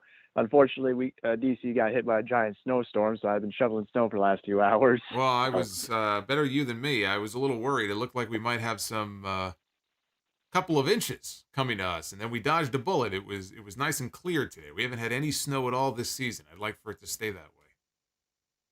Well, Mother Nature will decide what they want to do. But as far as me calling in, I only watched like about 5 whole minutes of Raw tonight, which was all 3 talking segments with Paul Heyman, Becky, and Miz. Which anytime I see the Miz, I just instantly want to change the channel. Channel changing heat. Yes. Thank you, Mr. J. Have a good night, Mr. J. I want to say goodbye to Mr. J here before he leaves. Go ahead, Garrett. Shout out to Mr. J as well. But I wanted to bring up a few questions. Number one, do you think that Triple H's in-ring wrestling career is officially over, considering his health condition that he was dealing with and how serious it was, and how unlikely he probably be that his yes, I think his run as a WrestleMania headliner is the right word, but I mean, in terms of having big matches, yes. I will not ever close the door completely because Shawn Michaels came back after retirement, however many years later it was, for a tag team match. I mean, Triple H is not an invalid. He's not, crippled up in a wheelchair. So I think at some point, if there was a tag team situation or something, I could see him doing that. But do I think we're going to get those WrestleMania Triple H matches anymore? No, I think those days are done. I think he's pretty much done. And even before the heart thing, his last few matches were not that good. He should not be in big matches like that anymore. I would be worried if I actually did see him wrestle at this point, considering what we've been hearing about him. I just saw his recent interview talking about the NIF program recently, and he looked pretty slimmed down. NIF, yeah. And the only type of wrestling I watch on a consistent basis has been Wednesday night. So I was interested by your opinion. Like, if you had to choose like the top matches for AEW, if they wanted to fill up like a giant stadium for their first stadium show for like 60,000, 70,000, what would be your opinion on the top matches would be? Well, I mean, the way things are going right now, I think that you do Omega and the Bucks against Cole, Fish, and O'Reilly. And that's not going to pack a stadium, but like that would be a big 6-man, maybe with a stipulation, maybe in a cage or something. I think Britt Baker and Thunder Rosa is the biggest women's match right now they could do. You come back to that, you have Thunder Rosa win the women's championship. Cody against look, I've pitched the idea for Cody against Hook down the road this year. And so I think if you build up Hook a little more, because he just started out, but you keep building Hook and he keeps racking up wins, and then Hook is the one to take the TNT title from Cody, I think the place would go nuts for that. So I think you build to that. And then in the main event, I think you either do, it probably wouldn't be until after Hangman has already lost the title. So maybe he loses it, let's say, to MJF. And then if MJF were to lose the championship to CM Punk, if they wanted to put the belt on Punk, let's say. Something like that. Or Punk against Danielson even. It doesn't even have to be for a title. You could do Punk against Danielson as like a big undercard feature attraction type match. Those are some of the matches that I think they would do. Or they would want to do if they wanted to, pack a big crowd in there. You could also do Wardlow against MJF after they break up, depending on when they do the breakup. I think that would be a big undercard match. So those are some of the ones I would think of. And tag teams, I mean, my God, there's no shortage of great tag teams they could put in a tag team title match. Yeah, and I'll also give a special shout out to the first time 4 Pillars Clash 4-way with Guevara, Maxwell, Jungle Boy, and Darby as well. That would be it's for the TNT title, especially that probably be a hot opener at least. Yeah, absolutely. Cool. Well, I'll let you go. I basically fell asleep during your review, so I'm going to try to get ready to sleep for tomorrow. I hope you didn't fall asleep because of me. Oh no. I had the. What a compliment! I was. I fell asleep during your Sorry review. Really, Garrett? Oh, I'm sorry about that, man. I had Jesus. lunch. I was getting ready for Wrestle Kingdom, so I had to actually All right. watch Well, New Japan matches. that's an acceptable excuse. He was napping so that he would be ready to go for night 1 of Wrestle Kingdom. That's I'll allow that excuse. So hopefully I'll be able to call in sooner rather than later again. So again, just take care and hopefully get ready for your. Okay, well, I'm actually ramping up and getting ready for the Royal Rumble pool coming up. You know, it's been 5 years, still haven't won one, but hopefully this will be my year. Hopefully in my Rumble number. pool in the Facebook group. We have a private group on Facebook. Indeed, yes, we do this every year. The Royal Rumble pool. The thread is up. All you have to do is like the post. Zach Holker. If you're listening, Zach, or watching, I guess, shout out to Zach. He puts this together every year. All you got to do is like the post, and you are in. And I've had some success in the past where I've had the lucky numbers. I'm hoping I get lucky again this year. Yeah, by 2019, it was like just a parody for me because I had Charlotte Flair, who was like the runner-up, losing to Becky Lynch, and in the men's Royal Rumble, I had Mustafa Ali, and he got limited by Nyla Jax. So in the women's Royal Rumble, my pick got thrown out by the man, and in the men's Royal Rumble, my pick got thrown out by the woman. So it was just a running gag for me. Well, I think in 2017, when Randy Orton won, I think I had his, whatever number he entered at, I think I had his number. And then I remember there was another year where I was feeling good, I was very excited, and then I see Goldust come out to the ring, and I just said, fuck. I said, that's the end of that. So, yeah, hopefully we'll have better luck this year. But look, Garrett, thank you for calling in, and we'll talk again soon. Yeah, sure thing. Take it easy. All right, you too. That was Dead Man Walking Garrett, who has called into the show before. It is Royal Rumble pool season. Always a very exciting time when the Rumble poolers descend upon the Facebook group, those who are not already in the group. All right, we'll do. I'll tell you what we're gonna do. It's getting late here.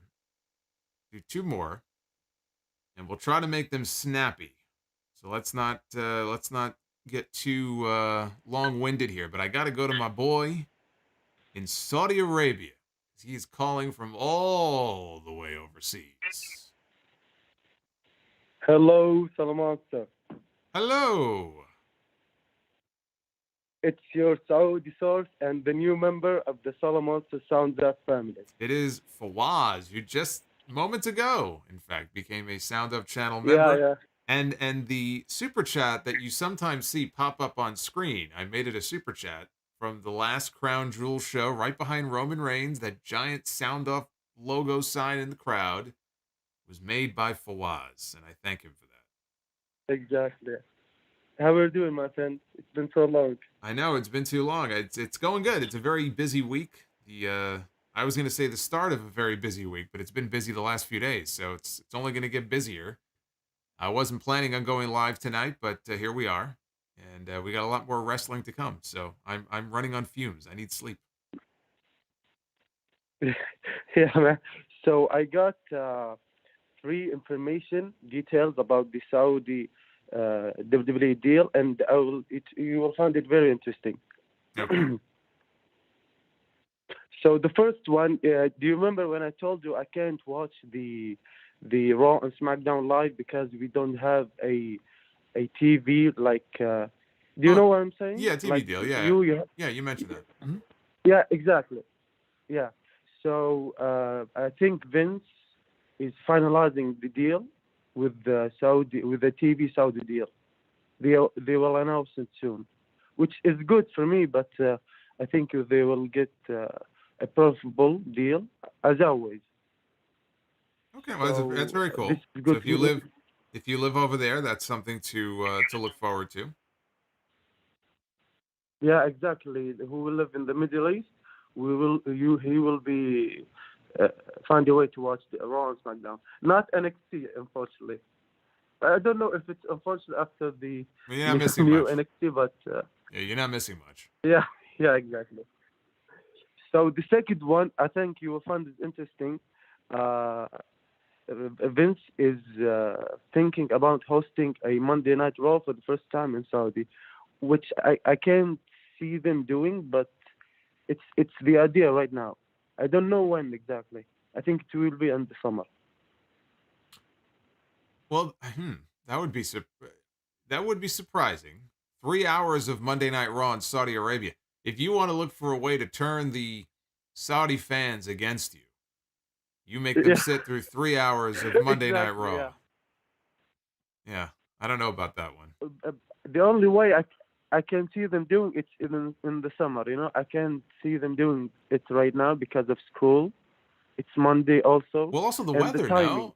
Well, yeah, the weather. I mean, I would think doing a show outdoors in the summer over there would be probably a bad idea. So the best time is right now, if they are thinking about it. Well, is there a show? I'm of the impression that the next show is next month. Is it next month? Yeah, the Super Showdown in February. Okay. That's the third one I was going to tell you about. It's for now. It's happening, but because of the new like Corona thing, it may be canceled here. It may. Like we will find out at the end of this month. Okay. Well, there you go. There's your update. Because we were wondering about that. I was thinking between now and WrestleMania, what shows do we have? And I said it's about that time of year where they should be announcing something for the next Saudi show. But yeah, I guess depending on what's happening with this COVID stuff, I guess we'll have to wait and see. Yeah, but it's scheduled the February and October. It's Super Showdown and Crown Jewel for Saudi. Yeah, it's scheduled, but we will have to wait for the updates from WWE and the entertainment here. But hopefully they will do the show. Cool. So lastly, I got to talk to you about Crown Jewel, man. Like, oh my God. So do you remember when I tweeted you about it and you said I will be watching on Twitter? Yeah. I didn't want to tell you that I was in the hot camera. I was. I hope that it will be a surprise. Yeah. Oh, it was a surprise, and it was. You did, yeah. It was a surprise, and I had people telling me, like, I got so many tweets about it with screen captures saying, "Oh, look at that, right there, like right on camera." So, like, you couldn't have been in a more perfect spot. And I wanted to be like in the main event. Like I hold the sun in like almost every match, but I wanted to be in the Brock Lesnar Roman Reigns match. Yeah. Oh, it was perfect because you had Roman right during his entrance holding the belt up, and then there it is. There's the sound up sign. So I think it will be like the last show was like important. They told the story, not like a throwaway Saudi show, right? Which is good. Mm-hmm. Like I hope going forward they will like tell stories, not do 2 pay-per-views a month, which is bad. But see, when they did Crown Jewel in October, they built the stories and they had time, Yeah. And it turned out to be a good pay-per-view. Yeah, I agree. So yeah, man, I was just calling to tell you the updates and just to talk with you. Thank you so much, man. Good luck. Thank you, man, and then hopefully we'll talk again soon. And again, thank you for the sign. That was awesome, and thank you for becoming a channel member. Oh, and lastly, if they announce the next show, just be aware. I'm not going to see anything else. Okay. All right. Well, there you go. We'll leave it. We'll leave it at that. Jason. All right. Thank you, man. Take care. Be safe. So that was Fawaz dropping some Saudi scoops. Some Saudi scoops for us here on the show tonight. And let me go to this gentleman here. I know he's been waiting a while. I think this is our buddy Kenneth. I believe 407. Yo, Solomonster, going. It's Kennedy. KC the Kennedy. I thought it was Kenneth. Of course, it's Kennedy. KC. What's going on? Close enough. I'm pretty good, man. I'm at work. You know, I had to call in when you put the show up, man. Well, I mean, this is more important than anything you might be doing at work. Now, remind everybody what you do here.